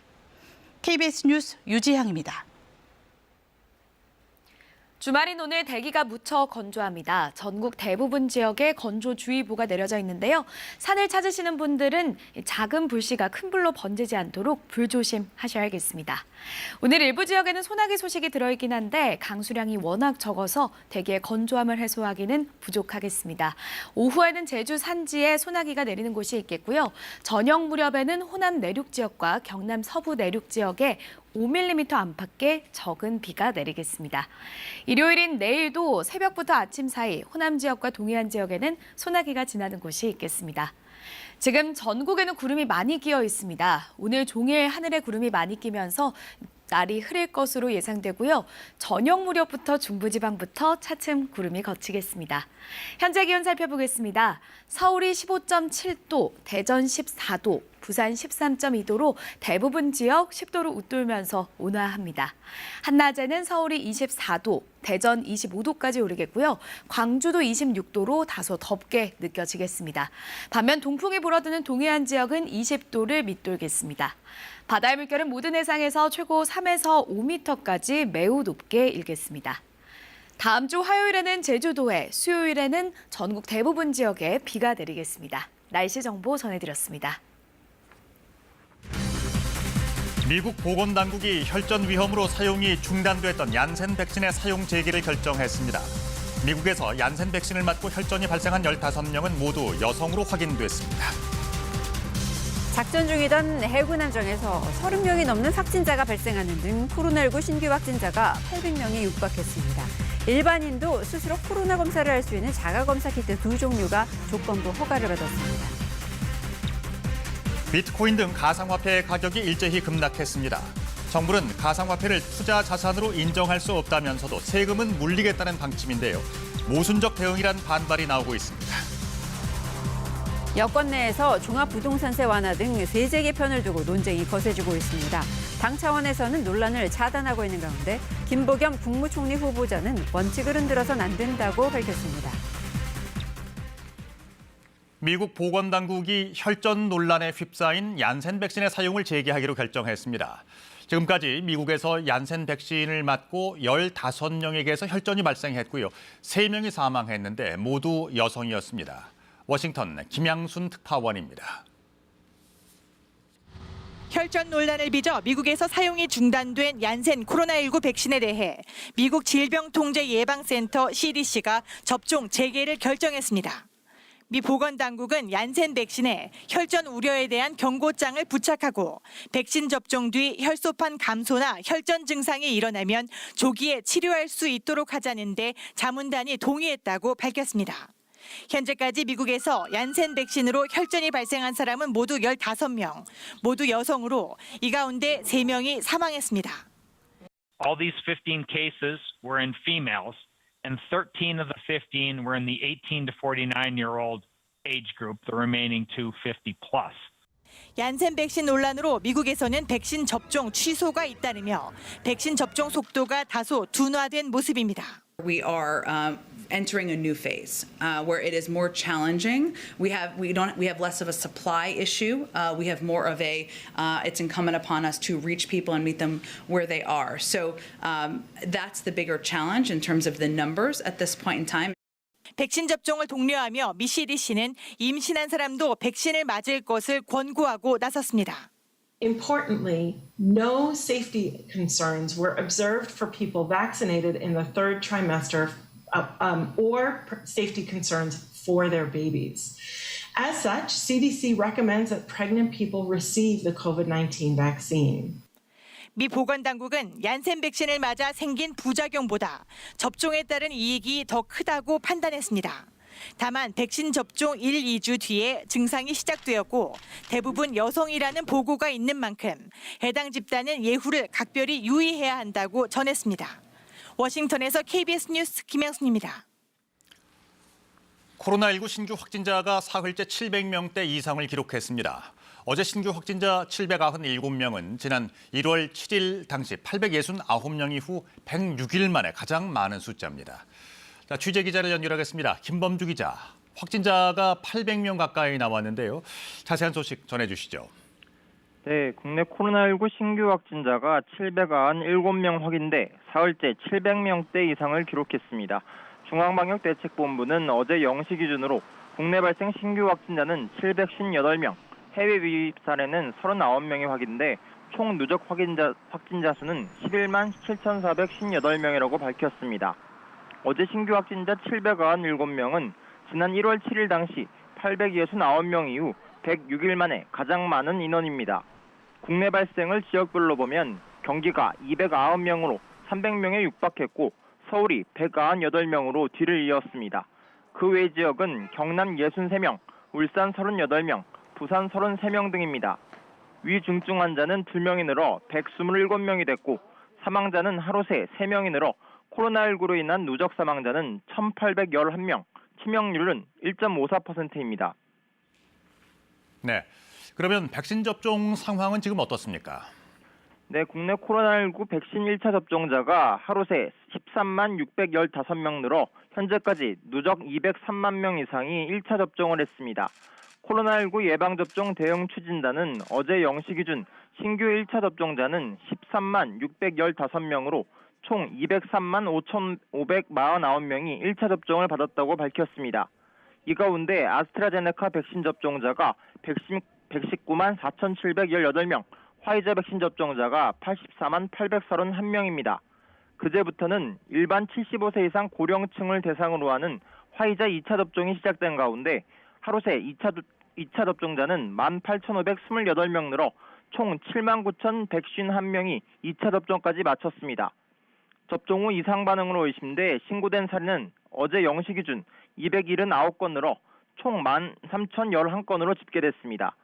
이 중 275건은 근육통이나 두통, 발열 등 예방접종 후 흔하게 나타날 수 있는 사례였으나 중증 알레르기 증상인 아나필락시스 의심 사례가 1건 추가 신고됐고 경련 등 중증 의심 사례 2건, 사망 신고도 1건 추가됐습니다. 아직 인과성이 확인되지 않은 사례들로 방역당국은 사망, 아나필락시스 등 중증 사례에 대해 역학조사를 실시해 인과성을 평가할 예정입니다. 네, 그리고 자가검사 키트에 대해서 조건부 허가가 나왔던데요. 네, 그렇습니다. 식품의약품안전처는 어제 코로나19 자가검사 키트 2종을 정식 허가가 나오기 전까지 조건부로 허가했습니다. 자가검사 키트를 사용하면 의료진이 아닌 일반인들도 스스로 검사를 해 15분에서 20분 내로 결과를 확인할 수 있습니다. 이에 따라 이르면 일주일 뒤부터 약국과 인터넷 등을 통해 키트를 구입할 수 있게 됩니다. 다만 홍남기 국무총리 직무대행은 PCR 검사가 정확도 100%의 현미경 관찰이라면 자가검사 키트는 유관 관찰 검사 수준으로 정확도에 차이가 난다며 자가검사 키트를 보조적 검사 수단으로 활용해달라고 강조했습니다. 지금까지 사회부에서 전해드렸습니다. 바다에서 작전 중이던 해군 함정에서 처음으로 코로나19 집단 감염이 발생했습니다. 이틀 만에 30명이 넘게 확진이 됐는데요. 방역 지침을 잘 지켰다지만 좁고 환기도 어려운 전투 함정의 구조가 감염에 취약할 수밖에 없습니다. 지형철 기자입니다. 해군의 4,000톤급 상륙함이 진해를 떠난 건 지난 20일. 바다에 나간 지 하루 만에 승선한 간부 한 명의 자녀가 다니는 어린이집에서 확진자가 발생했다는 통보가 전해졌습니다. 함정은 바로 다음 날 평택항에 입항했고 승조원 84명 전원에 대한 진단 검사가 실시됐습니다. 모두 33명이 확진돼 치료시설로 옮겼고 51명은 음성 판정을 받고 부대대에 격리됐습니다. 작전 중인 함정에서의 첫 집단 감염. 확진자는 전체 승조원의 40%에 이릅니다. 상륙함 함장은 마스크 착용과 칸막이 설치 등 방역 수칙을 잘 지켰다고 밝혔습니다. 하지만 전투함에서 단체 생활하는 장병들은 밀집도가 높을 수밖에 없습니다. 적 포탄에 맞아 침수될 것에 대비해 각 구역은 신속히 밀폐할 수 있게 설계됐고 환풍기가 있어도 내부 곳곳까지 환기가 쉽지 않습니다. 또 다른 함정인 호위함 한 척도 항해 중 확진자의 접촉자가 있다는 통보를 받고 목포항으로 귀환했습니다. 다행히 승조원 100여 명은 전원 음성이 나왔습니다. 국방부는 장관 주재로 긴급 지휘관 회의를 열었습니다. 5월 초 예정된 정군 백신 접종이 체계적으로 진행될 수 있도록 지휘관 중심으로 계획 단계부터 치밀하게 준비할 것을 강조했습니다. 백신 접종은 일단 30세 이상 장병들에 한해서고 30세 미만은 아스트라제네카 백신 접종이 제한된 상황입니다. 함정이나 최전방 초소 등 밀집도가 높은 곳 장병들부터라도 신속한 접종이 필요하다는 지적 속에 국방부는 여러 시나리오를 검토하고 있다고 밝혔습니다. KBS 뉴스 지형철입니다. 신속한 선제검사와 함께 방역의 또 한 축을 이루는 백신 접종, 이제 200만 명을 넘겼습니다. 접종률이 높아질수록 위중증 환자 발생 비율과 치명률도 수그러들고 있는데요. 접종의 속도를 더 내기 위해선 백신에 대한 신뢰를 높이는 것도 관건입니다. 양민철 기자의 보도입니다. 어제 0시 기준 코로나19 백신 1차 접종을 맞은 사람은 203만여 명, 접종 개시 56일 만에 인구의 4%를 넘겼습니다. 집단 감염지였던 요양병원, 시설의 경우 누적 접종률이 70%를 넘기며 위중증 환자와 사망자 비율이 점차 줄었습니다. 시설에 입소해 있는 어르신들과 종사자들이 접종에 참여해주고 계신 덕분입니다. 집단 감염의 규모가 크게 줄어들었고 이로 인해 코로나19 바이러스의 치명률도 감소한 것으로 판단하고 있습니다. 다음 주부터는 경찰과 소방 등 사회 필수 인력이 대상에 포함되는 등 하루 평균 15만 명 이상씩 접종해 나간다는 게 정부 계획입니다. 백신은 현재 387만여 회분이 도입됐고 상반기까지 1,420여만 회분을 순차적으로 도입할 예정입니다. 그러나 백신에 대한 사회적 불안감은 속도전을 내는데 걸림돌입니다. 전문가들은 신속한 정보 공개와 보상으로 접종의 신뢰성을 높이는 게 가장 중요하다고 강조합니다. 위험에 대해서 정부가 공지를 해주고 또 이번처럼 어떤 사례 사지마비라든지 그 뇌출혈이 있는 경우에는 즉각적인 보상 체계나 검사에 대한 지원을 해주신다면은. 한편 아스트라제네카 백신 접종 뒤 사지마비 증상이 나타난 간호조무사 등 중증 이상 반응 사례에 대해 피해 조사 심의가 열렸습니다. 백신과의 인과성 여부는 다음 주 초 발표되며 보상 여부는 이르면 다음 달 중 논의됩니다. KBS 뉴스 양민철입니다. 전문가들은 극히 일부에서 이상 반응이 나타날 수 있지만 접종을 얻는 이익이 훨씬 더 크다고 일관되게 얘기하고 있습니다. 현재까지 백신과 이상 반응과의 인과성이 인정된 사례는 7건인데요. 어떻게 조사하는지, 향후 보상은 어떤 과정을 통해 이뤄지는지 서병립 기자가 짚어봤습니다. 코로나19 예방접종 후 이상 반응이 의심돼 신고한 사례는 지금까지 13,000여 건입니다. 대부분인 98%는 근육통과 발열, 메스꺼움 등 접종 후 흔히 나타날 수 있는 증상이었습니다. 평가에 들어간 77건 가운데 백신과의 인과성을 인정받은 건 7건, 아나필락시스 사례가 5건, 중증 이상 반응이 2건입니다. 심각한 이상 반응이 신고되면 지자체 신속 대응반이 1차 조사를 벌입니다.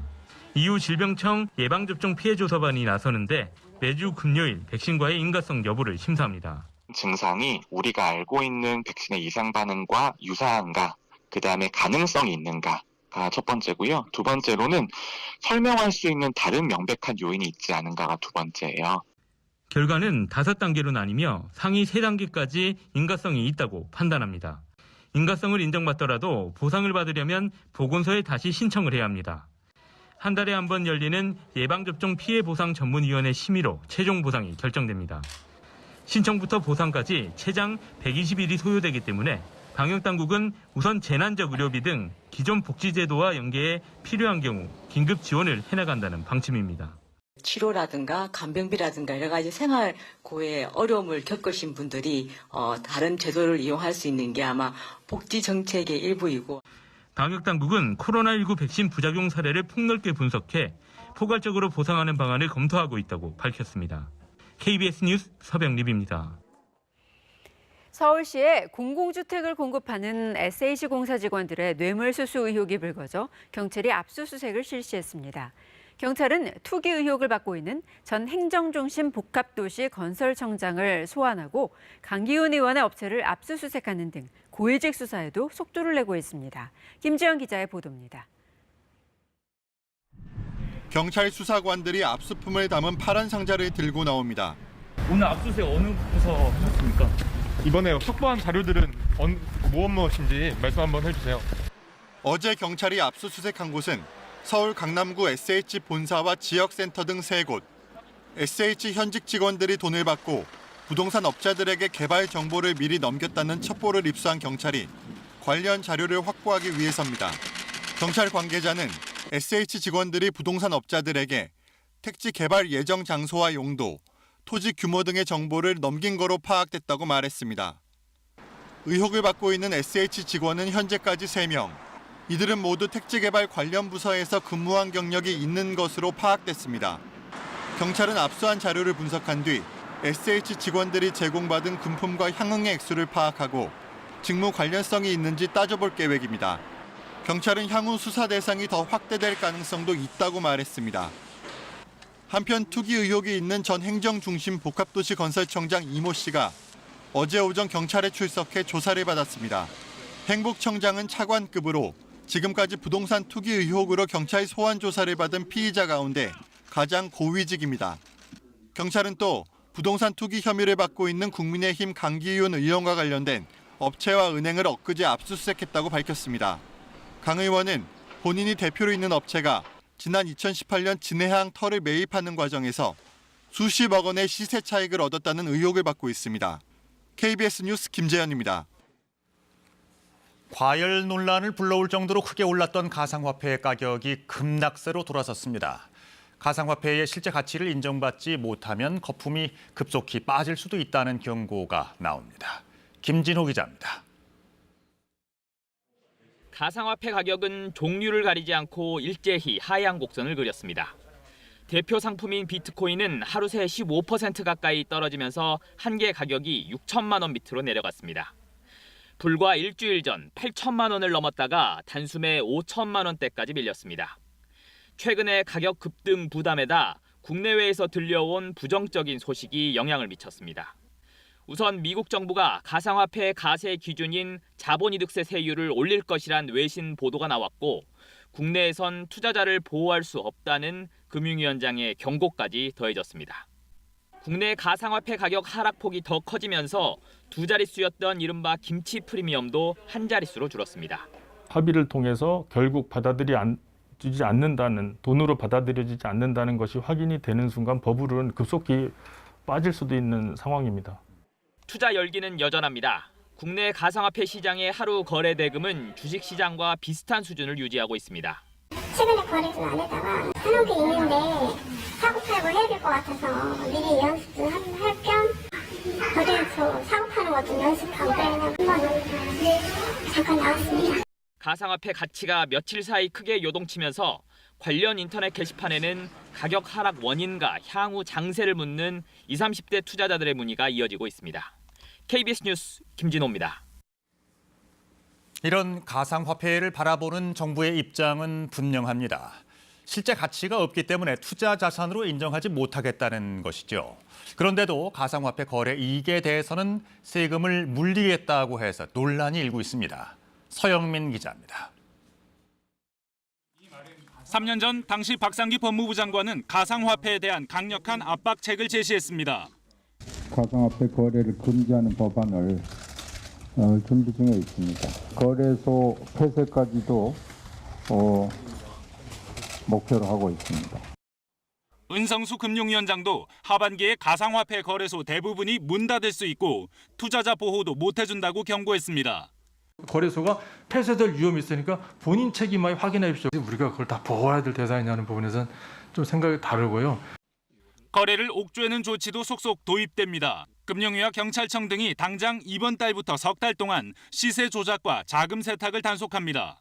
9월부터는 거래소 입출금 계좌에 대한 실명 확인이 의무화되고 내년부터는 250만 원이 넘는 이익에 대해 세금도 부과합니다.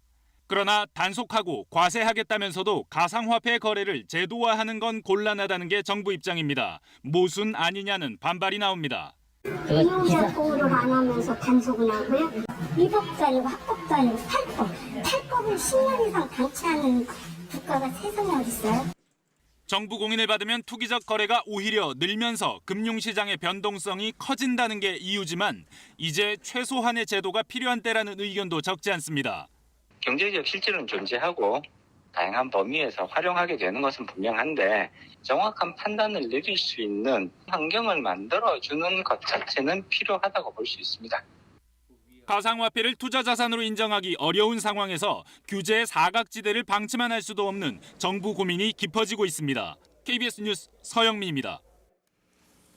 재보선에서 패배한 뒤 여당에서는 민심 수습을 위해서 부동산 세금 완화 주장이 나왔었는데요. 하지만 이런 논란을 다시 차단하는 분위기로 이어지고 있습니다. 김부겸 국무총리 후보자도 역시 부동산 시장에 잘못된 신호를 줄 수 있다며 원칙을 흔들면 안 된다는 입장을 밝혔습니다. 손서영 기자입니다. 종부세 부과 기준을 올리는 법안까지 발의되면서 부동산 세금 완화 주장에 불이 붙자 민주당 내부에선 신중해야 한다는 반발도 커지고 있습니다. 대한민국은 종부세를 내는 52만 명의 나라가 아니니 입을 닫으라는 거친 비판이 제기됐고 종부세 때문에 선거에 졌다는 건 잘못된 진단이라는 주장도 나왔습니다. 재보선 뒤 부동산 민심을 수습하겠다고 나온 게 세금 완화론이었지만 시장에 혼란을 주고 여당 지지층에서 호응을 못 받고 있기 때문으로 풀이됩니다. 김부겸 총리 후보자 역시 신중해야 한다는 입장을 밝혔습니다. 세제를 우리가 그렇게 설정할 이유가 있잖아요. 그 원칙을 지금 쉽게 흔들어버리면 부동산 시장 전체에 잘못된 메시지를 줄 수 있다. 종부세에 이어 다주택자의 양도세 완화도 검토한다는 보도까지 나오자 민주당은 그런 일 없다고 선을 그었습니다. 부동산 부자들의 세금을 깎아주겠다는 이야기는 우리 당에서 공식적으로 나간 적이 없는 이야기입니다. 민주당 핵심 관계자는 무주택자에 대한 대출 규제 완화가 최우선이고 다음 단계가 1주택자 재산세 완화, 종부세는 이후에나 논의할 부분이라고 했습니다. 민주당은 당내 부동산 특위를 통해 주택세제와 금융정책을 보완한 뒤 당론으로 정할 계획입니다. KBS 뉴스 손서영입니다. 최근 우리 군 장병들의 먹는 문제로 논란이 뜨겁습니다. 일부 군부대 병사들이 부실한 급식 사진을 잇따라 인터넷상에 공개하고 있는데요. 국방부 장관이 엄중한 책임을 느낀다고 밝혔고 부대별 급식 체계 점검도 시작됐습니다. 신선민 기자가 보도합니다. 특전사 부대의 식사라며 그제 페이스북에 올라온 사진입니다. 휴가를 다녀온 뒤 코로나19 예방격리 중 제공받은 도시락이라는데 반찬은 호박 무침과 김치, 조미김이 전부입니다. 또 다른 육군 병사도 휴가 다녀온 게 죄냐며 오이지와 김치 몇 조각, 닭볶음이 반찬으로 제공된 도시락 사진을 올렸습니다. 격리자들의 식사만 문제가 아니라는 주장도 나왔습니다. 햄 약간과 김 반찬만 제공된 급식 사진을 공개한 병사는 120명 넘는 부대에 빵이 60개밖에 없어 취사병이 반으로 잘라서 배식했다고 전했습니다. 사진들엔 수천 개씩 비난 댓글이 달렸는데 군은 실제 제공된 식사였다고 확인했습니다. 논란이 일자 국방부 장관은 최근 격리 장병에 대한 급식 지원과 생활 여건이 부실했던 점에 대해 매우 안타깝게 생각하고 국방부 장관으로서 엄중한 책임감을 느낀다고 말했습니다. 올해 군장병 급식 단가는 한 끼당 2,930원. 해마다 단가는 오르지만 급식 질 논란이 끊이지 않는 건 저가 우선의 입찰 방식과 조리 인력 부족, 배식 효율성 문제가 해결되지 않기 때문이라는 지적이 나옵니다. 국방개혁을 하는 과정에서 부분적인 외주화라든가 아니면 구매 시스템의 좀 간편화, 아니면 우리 농산물 우선 사용 이런 것들에 대해서 좀 다각도로 검토를 해봐야 되는 거 아닌가. 부대별 급식 체계 정밀 점검에 들어간 육군은 이 결과를 바탕으로 시스템을 재정비하겠다고 밝혔습니다. KBS 뉴스 신선민입니다. 최근 정부 세종청사의 한 어린이집이 곰팡이가 핀 유자청을 보관하다 단속반에 적발이 됐는데요. 어린이집 측은 원아들에게 먹인 적은 없다고 했지만 수년 동안 이런 유자청을 먹여왔다는 내부 증언이 나왔습니다. 성영희 기자가 취재했습니다. 곰팡이가 핀 유자청을 보관하다 최근 적발된 어린이집입니다. 단속반은 냉장고에서 곰팡이 핀 유자청 4통을 발견했습니다. 보관만 했을 뿐 먹인 적은 없다는 게 어린이집의 해명이었습니다. 세종시는 과태료를 부과하고 시정명령을 내리는 데 그쳤습니다. 하지만 직원들의 말은 다릅니다. 영양사 지시에 따라 곰팡이 핀 유자청을 수년 동안 한 달에 2차례 정도 아이들에게 먹였다고 주장합니다. 기억나는 거는 3년 이상 그 곰팡이 핀 걸 먹여왔고 영양사는 걷어서 먹이면 된다 이렇게 이야기를 해서 끓여서 배식에 나갔습니다. 적발 당일 직원과 영양사가 나눈 대화 내용도 다르지 않습니다. 저번에도 곰팡이라고 했는데 이것도 곰팡이라고 했는데? 어린이집 원감은 원장도 이 사실을 알고 있다고 말합니다. 곰팡이라는 걸 먹었으니 도전해고 먹었는다 그랬는데 원장님이 알아야 돈을 알아요? 원장은 전에도 곰팡이가 생긴 적 있지만 발견 즉시 폐기해 배식하지 않았고 걷어내야 한다고 말한 것은 설탕 결정체였다고 해명했습니다. 또 원감과 함께 유자청을 점검했지만 곰팡이를 발견하지 못했다고 주장했습니다. 직원들과 원장의 주장이 엇갈리는 상황. 정확한 사실관계 파악이 필요하지만 세종시는 아동학대 사건이 아니라 CCTV 등을 확인할 권한이 없다며 추가 조사가 어렵다고 밝혔습니다. KBS 뉴스 성룡입니다. 중국 선박이 공해상에 담배 상자를 던져놓으면 배를 이용해 건져 국내로 불법 반입한 일당이 적발됐습니다. 해경이 압수한 담배양이 3만 1,000여 부로 8억 원어치에 이릅니다. 조선우 기자입니다. 바다 위에 둥둥 떠 있는 흰 종이 더미. 비닐 포장을 뜯어보니 중국 담배가 가득 들어 있습니다. 현재 미확인 물체에 담배로 확인돼. 해경이 압수한 담배의 양은 3만 1,000여 부로, 시가론 8억 원에 달합니다. 중국 선박이 공해상에 담배 상자를 던져놓고 가면 국내 선박이 이를 건져 인적이 드문 항포구를 통해 불법으로 들여오는 수법을 썼습니다. 코로나19로 해외 왕래가 사실상 막히면서 중국 담배를 구하기가 어려워지자 불법으로 들여오는 겁니다. 공급이 되면은 그걸로 피는데 지금 아예 안 다니니까 중국 사람들이 중국 담배를 필 수가 없지 않습니까? 그래서 이런 해상 부속 밀수가 지금 흥행하고 있습니다. 이렇게 불법으로 들여온 중국 담배는 주로 국내에 거주하는 중국 동포에게 시가보다 80%가량 싼 값에 팔려나갑니다. 세관과 군 등 관계인과장과 지금 공조를 해서 유통 조직망을 끝까지 추적해서 검거하고자 할 예정이 있습니다. 군산해경은 이른바 던지기 수법을 통해 다량의 중국산 담배를 국내로 밀수한 혐의로 40대 운반책 등 4명을 입건하고 이들의 총책을 쫓고 있습니다. KBS 뉴스 조선우입니다. 지난해 12월 세상을 슬프게 했던 방배동 모자 사건 기억하실 겁니다. 지적장애가 있는 30대 아들이 엄마의 죽음을 알리지 못한 채 노숙을 하다 구조되면서 알려진 일이었죠. 사건 발생 후 5개월, 아들 최용준 씨는 장애인 등록을 하는 등 복지제도에 편입돼 살고 있지만 1년 후면 또다시 살 곳을 걱정해야 합니다. 최 씨의 자립기 100일을 동행 취재해 취약계층 복지제도에 대한 문제점을 짚어봤습니다. 홍혜린 기자입니다. 뇌졸중을 앓던 엄마가 쓰러지고 용준 씨는 어떻게 해야 할지 몰랐습니다. 도와달라고 하려고 갔어요. 진짜 치료비 낼 돈이 너무 없어서 신고는 전혀 못했습니다.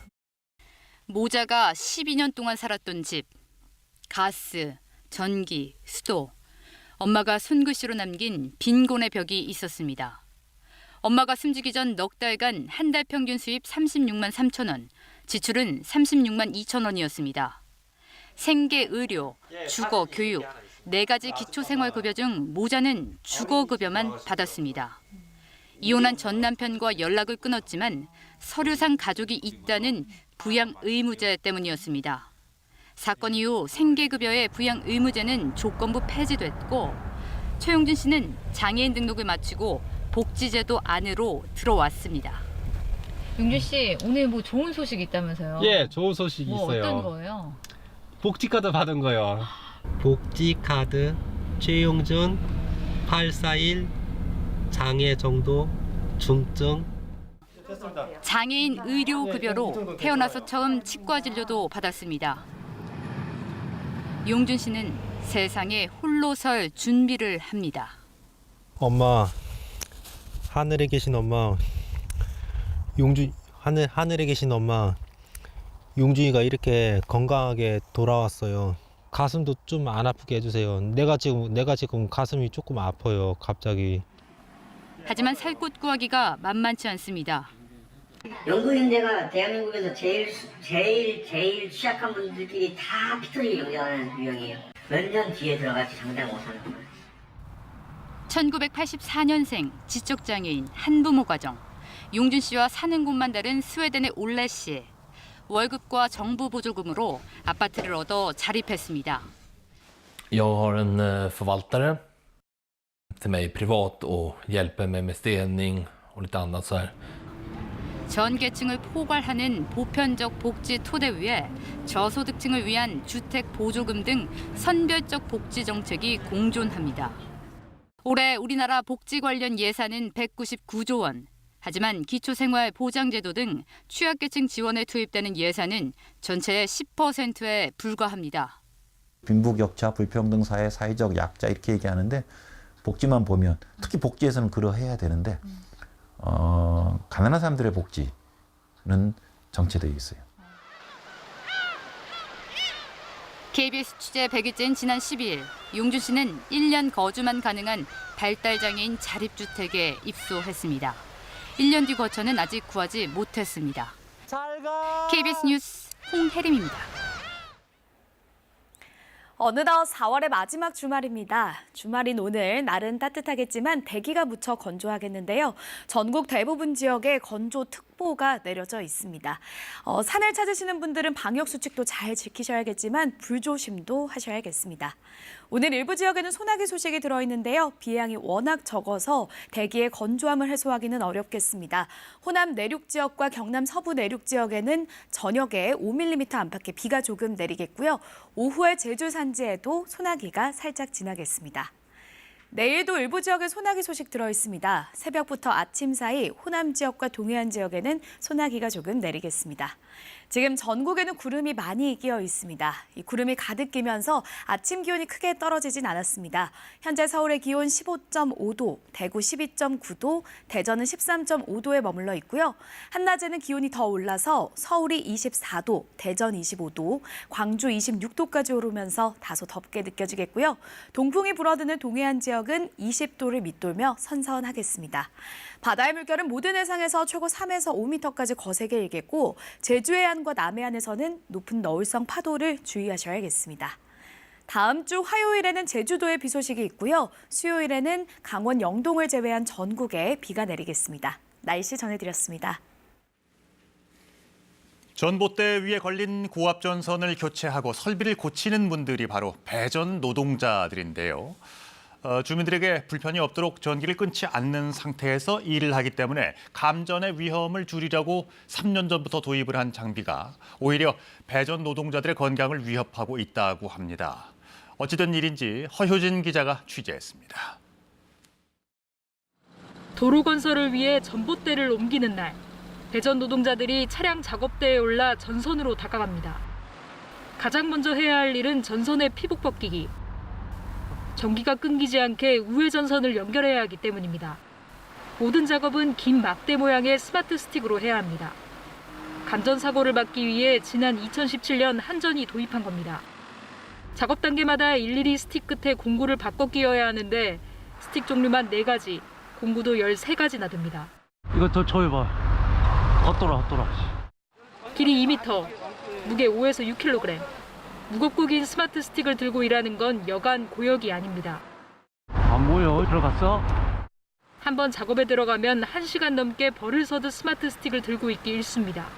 손으로 직접 작업을 했을 때 1시간이라면 스틱으로 했을 때는 한 1시간 반 정도 그 이상 걸릴 수도 있고.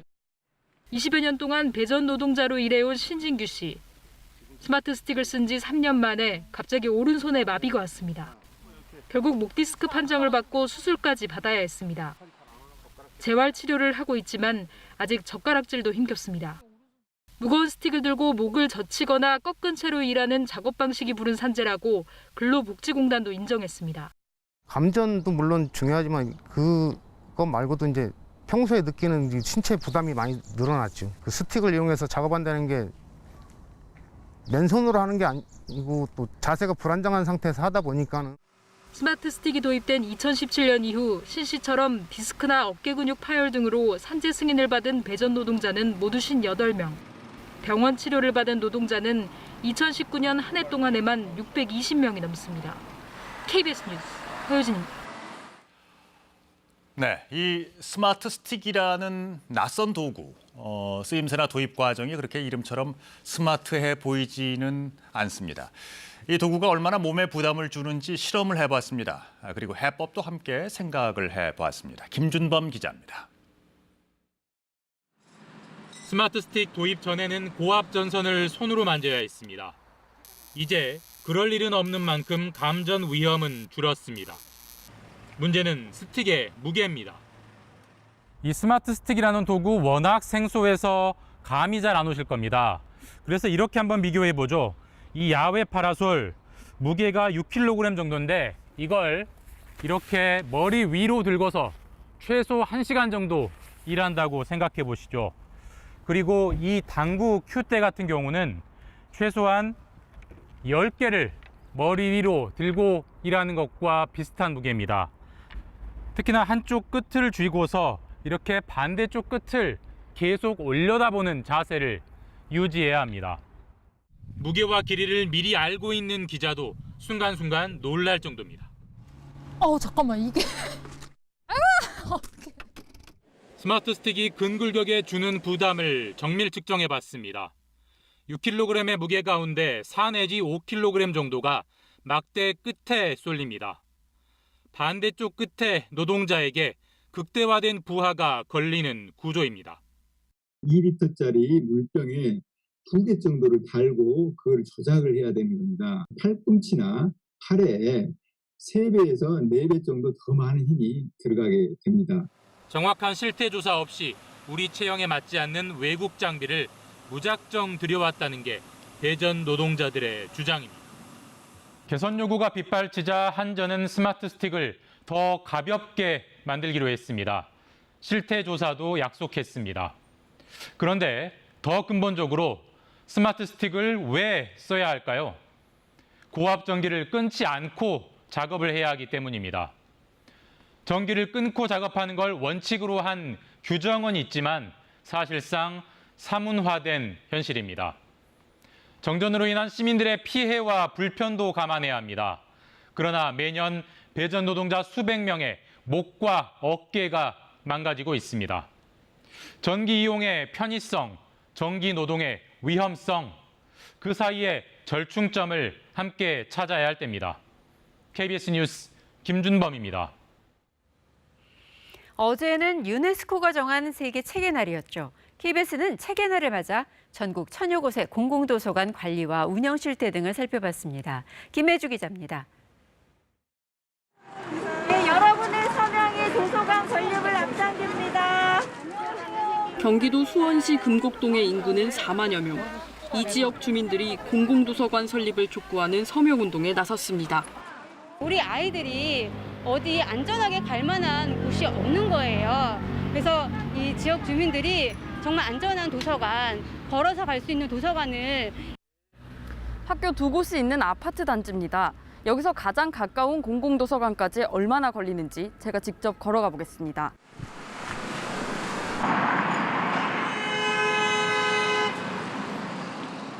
길을 따라 걸어서 도서관에 도착을 했습니다. 타이머를 켜고 걸었는데요. 성인 여성 걸음으로 40분 정도 걸렸습니다.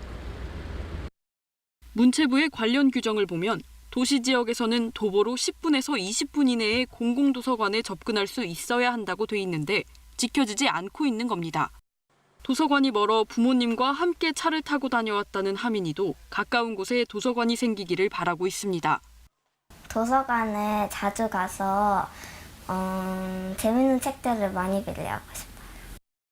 그런가 하면 서울 강남구의 음마아파트 입구 교차로의 반경 750m 안에서는 공공도서관을 3곳이나 찾아볼 수 있습니다. 공공도서관의 지역별 편차가 크다는 겁니다. 도서관이 있어도 원하는 책을 마음껏 읽지 못하는 경우도 있습니다. 책이 부족하기 때문입니다.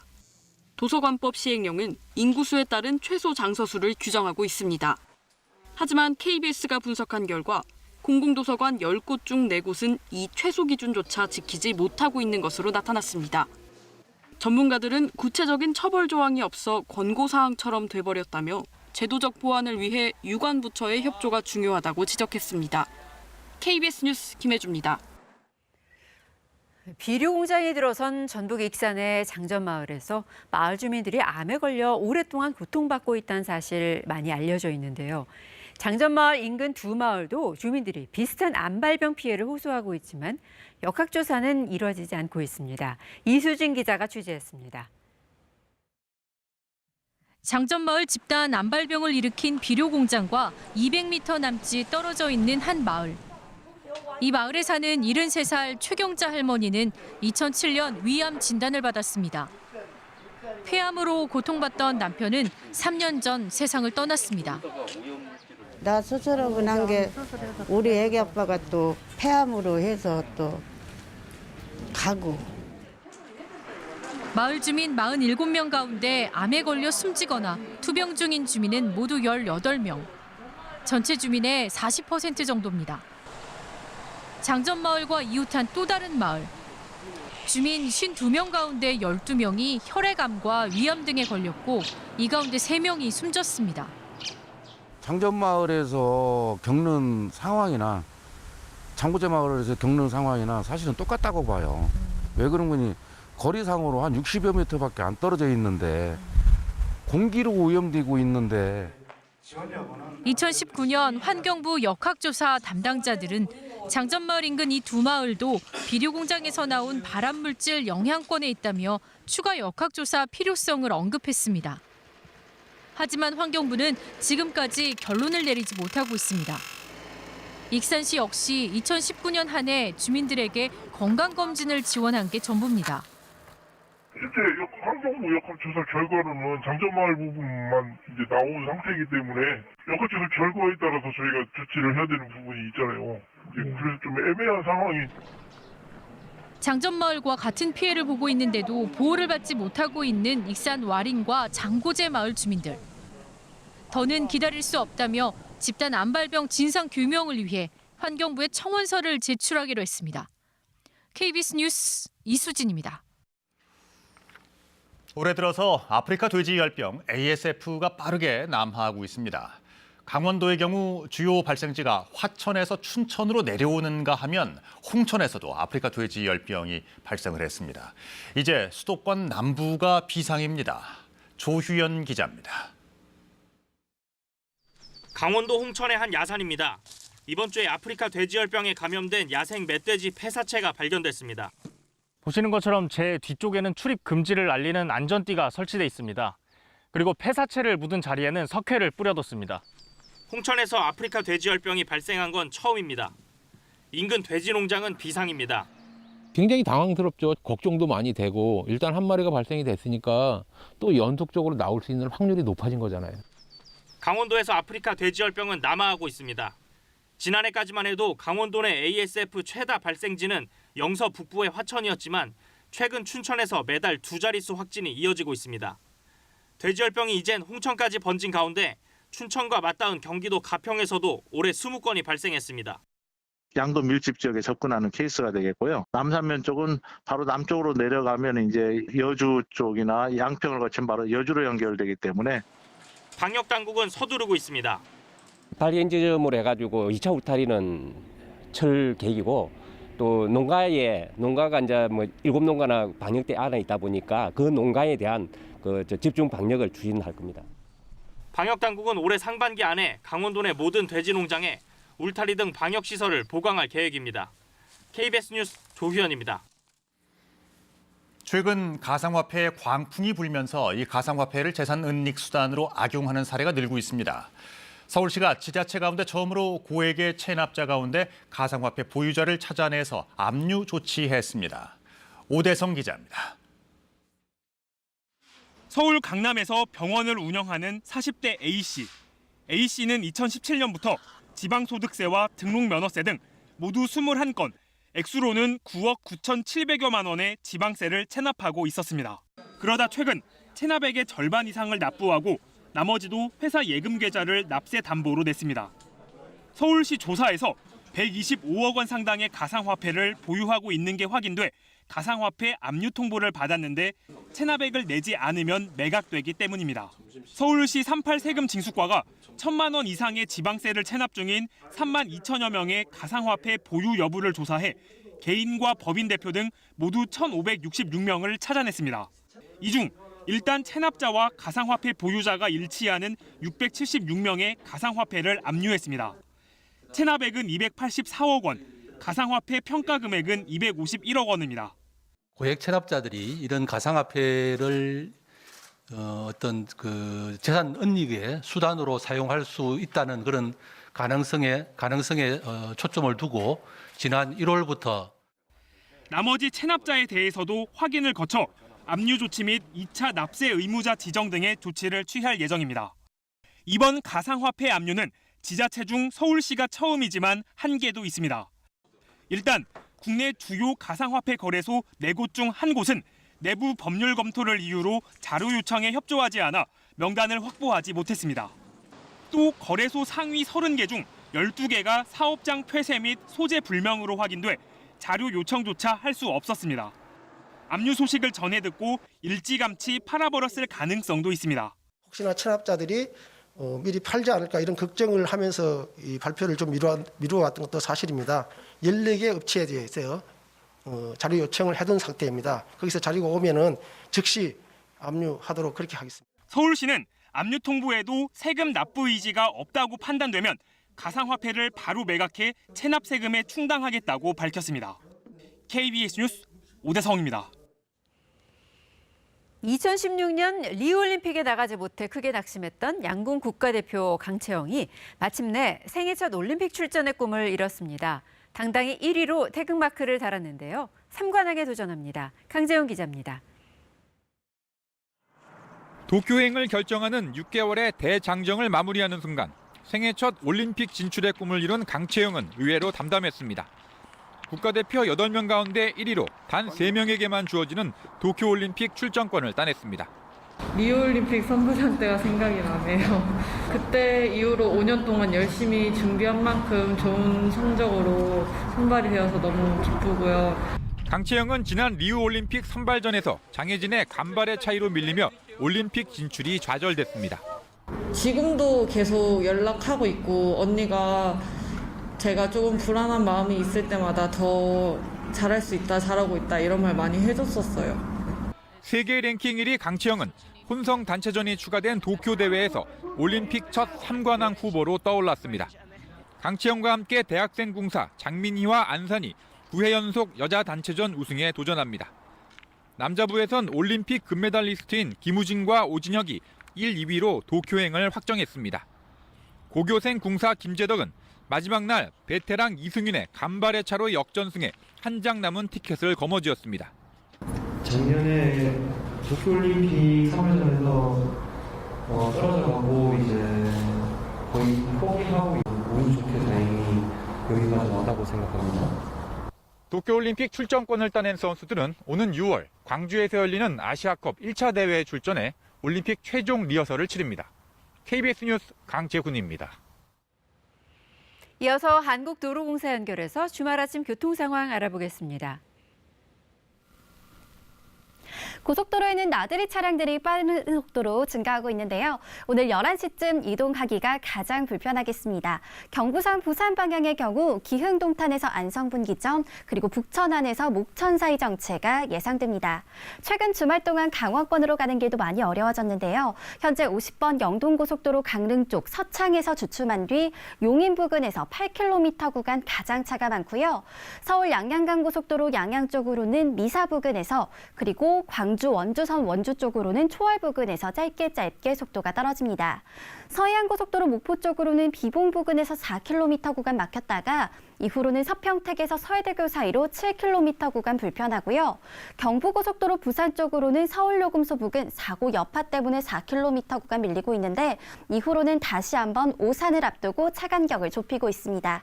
전좌석 안전띠 착용 잘해주시고요. 고속도로 교통방송이었습니다.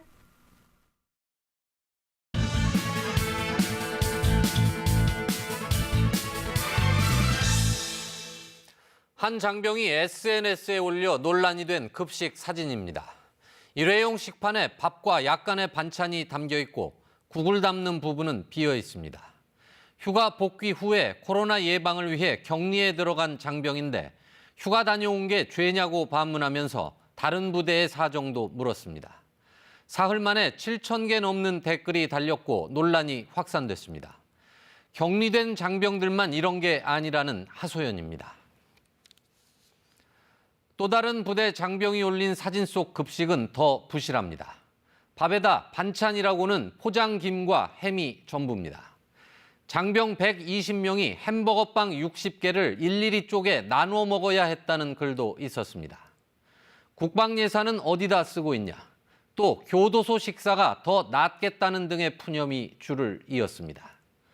파장이 커지자 육군은 부랴부랴 장성급 지휘관 주관 아래 코로나 격리와 급식 실태 일체 점검을 지시했습니다. 서욱 국방장관도 격리장병 급식 부실에 엄중한 책임감을 느낀다고 직접 입장을 밝혔습니다. 올해 우리 군장병 한 명의 하루 급식비는 8,790원, 한 끼에 3,000원이 채 안 됩니다. 계속 인상되고는 있지만 여전히 대형 전문점 커피 한 잔 값에도 미치지 못하고 있습니다. 과거와 비교해 본다면 군부대 급식은 꾸준히 나아지고 있고 또 그래야만 합니다. 부실 급식은 몇몇 개별 부대에서 벌어진 흔치 않은 일일 수도 있습니다. 하지만 국방 예산 52조 원 시대에 급식을 둘러싼 부실 논란은 민망한 일이 아닐 수 없습니다. 자녀를 군에 보낸 부모에게 걱정을 끼칠 수 있는 부분도 가벼이 넘길 일이 아닙니다. 무엇보다 공정을 주요 가치로 여기는 젊은 장병들에게 제대로 된 급식은 군 사기와도 연결됩니다. 식자재 공급부터 배식에 이르기까지 군 급식과 관련한 빈틈없는 점검과 개선이 뒤따라야 할 것입니다. 뉴스 해설이었습니다.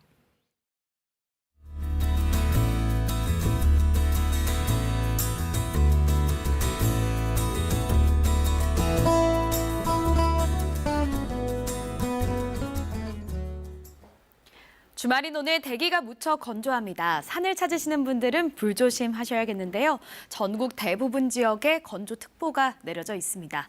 오늘 일부 지역에는 소나기 소식이 들어있긴 한데요. 양이 워낙 적어서 대기의 건조함을 해소하기는 어렵겠습니다. 저녁에 호남 내륙 지역과 경남 서부 내륙 지역에는 5mm 안팎의 소나기가 지나겠고요. 동풍의 영향을 받는 제주 산지도 오후에 소나기가 내리는 곳이 있겠습니다. 일요일인 내일도 새벽부터 아침 사이 동해안 지역에는 비가 조금 내리겠고요. 저녁에는 호남 내륙 지역에 소나기 소식 들어 있습니다. 지금 전국에는 구름이 많이 끼어 있는데요. 구름 덕분에 밤사이 기온이 크게 내려가지 않았습니다.